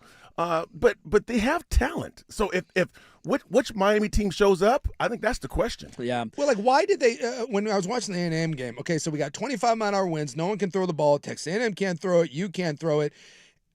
Why aren't you running the ball? The Fletcher only had like 17 carries. Yeah. Finally broke the long one. In the second late. half, Yeah. they were like, oh, yeah, I think we can run the ball. Like, Mario Cristobal not, like, committing to run the ball. I don't know. I just don't have any faith in close, and I don't mean to, I just don't have any faith in Mario Cristobal in close games. Yeah. Until that guy proves to me that, Clock management and timeouts Yes, and all that yes, stuff. all that A&M, stuff. and A&M I don't buy. So, and ultimately, I still think Ohio State's the best team in the tournament. Yeah. And even that, because obviously when I look at that Indiana game, Ohio State had the ball 4 times inside the red zone. I think they came away with 3 points. Yep. They're not going to do that every time. If Ohio State plays their A game, I really believe this. Everyone else is playing for second place. Yeah, they can flex on you. But, you got to bring. But you got to play. You got gotta to play. bring it. Yeah. You got to play. It's only one game. Because this is a great rematch. The best college football team, well, 2 of the best college football teams. One was that Nebraska team with Tommy Frazier and all those guys. Yeah. And the other one was those Miami teams that should have won back-to-back championships. They won one, and in the second half of that, you can make the argument that's the most talented team in college football history. And what happened? They lost to Ohio State. Because on that they play that game 10 times, they win 9 of them. Yep. You have to show up and play. Weird things can happen. And I think Ohio State's the best team. I think they're the most complete team. But if you don't show up and play, Indiana nicks you. Yeah. Talent doesn't equal to championships. You have to play, as a group, as a unit. And that's what Ohio State does well. They have talent, but they play as a group and for 4 quarters. Right. You don't have ups and downs throughout the game. Because when you have ups and downs throughout the game, you're playing somebody who's pretty good, then you'll never catch You'll up. find a way to shoot yourself in the foot eventually. Yeah. I mean, to that point, too, being able to beat anybody. Look at that Ohio State team last year. I mean, they lost to Michigan in the last game of the regular season. Imagine watching them in that moment that team's going to blow everybody out on their way to a title game. I think Ohio State has a little bit of that. When I watched that Big Ten game, and this I don't mean to sound like an apologist. It felt like Ohio State didn't really care. They were also going through the Heartline stuff where he had just taken the job and he was doing an interview. And I it's just kind of feel like after that game when that they game lost, meant more to Indiana than it did to Ohio State. When Indiana was celebrating and Ohio State just kind of had that whatever, like we'll smile, we'll see you guys. See you again. We'll see you again. And I just something tells me that with Carnell Tate being healthy and a Smith's couple had a month and off, weeks to prepare. Something tells me that Ohio State may turn, much like we saw last year and the switch got flipped. Something tells me that we may see a switch flipped, and we'll see. Miami can win this game, but Miami is not going to beat Ohio State significantly. No. I think there's a chance that Ohio State blows their doors off. Yeah. I think they have the ability to do that against anybody. Yes. Especially to Anthony's point, too, of a Miami team. Like, you look at the 2 games they lost in the regular season this year. The Louisville game at home, I want to say Carson Beck threw 4 picks in that game. It wasn't anything the defense. He just kind of stopped turning the ball up. And it was a 1-possession game. And he threw 4 picks. And then the SMU game, they had him on the ropes late, and they committed a personal foul against the quarterback on, like, 4th down after the whistle blew. Gave him an automatic first down, and they go on to score, and then they win the game in overtime. That's and a coach killer. They do a lot of that stuff where you're just shooting yourself in the foot. The thing about Mario that's interesting, I agree with you guys 100% on his, game management and clock man, all that stuff. He does have the ability to get his guys up for big games. Sure. Like, I worry about him more about in the games where you're like laying in the weeds, the 3-9 Stanford, if you will, the week after beating Ohio State. Yeah. You're like, what the hell was that? Yeah. But he has done that in the past, but Ohio State's the best team in the tournament. And if they flex on you, I'm with Suk, that could get lopsided. We'll see. Hopefully it's a good game to start the weekend tonight. Anything on Ole Miss, Georgia for you guys? Anything there? I have a hard time seeing it. I'll say this. They played once before. It was a somewhat close game. It was a fun game, high scoring. They won by 8 points. Yeah. Georgia had 8 real possessions in that game. They scored 8 times. Yeah. And 2 of those were Georgia mistakes where they ended up having kicking field goals. Yeah. And the only reason was Ole Miss was able to score with Georgia. Yeah. Georgia has gotten healthier. Georgia has gotten better on defense. And I can't believe without Lane Kiffin and all this stuff that they're going to score on all the possessions. And Ole Miss's defense is not very good. It has not been very good all year. I have a hard time with that one. I'm a Kirby Smart fan, and I'm impressed with what he does with the kids. I really am. And so you're talking blowing the doors off somebody. That's the most likely candidate for me. Yes, exactly right. Yeah. The Ole Miss story, like I'm rooting for those players, man. That's hell to go through. Your coach leaves you, and all that drama going on, and now he's trying to come back into the stadium with the governor of the state. It's just what are we doing? What are we doing? Nonsense. He showed up, by the way. Lane did. Speaking of, let's trash him a little bit more. He showed up to the LSU bowl game. Do you see this story? He did an interview on ESPN to get his moment. And he's like, "Hey, Lane, watching the LSU game," and then fans saw he just walked out of the stadium and left. He didn't even watch the game. No, this new team player. I mean, I don't know how many of the guys will still be on the team next year. I imagine a decent amount of them because they got good players, but he just snaked his way out. Something's different. I want nothing more than that thing to go into the side of the mountain. Remember we said the same thing with when Brian Kelly got there. It was like Lincoln Riley. I'm like, well, look out. Brian Kelly's a really good coach, and they can win. Look at LSU over the last handful of seasons. Dude, just be careful. Be careful putting nothing is ever a guarantee. Be careful putting LSU into a national title next year. Give it time. Y'all had a shitty day. Thanks, Brian.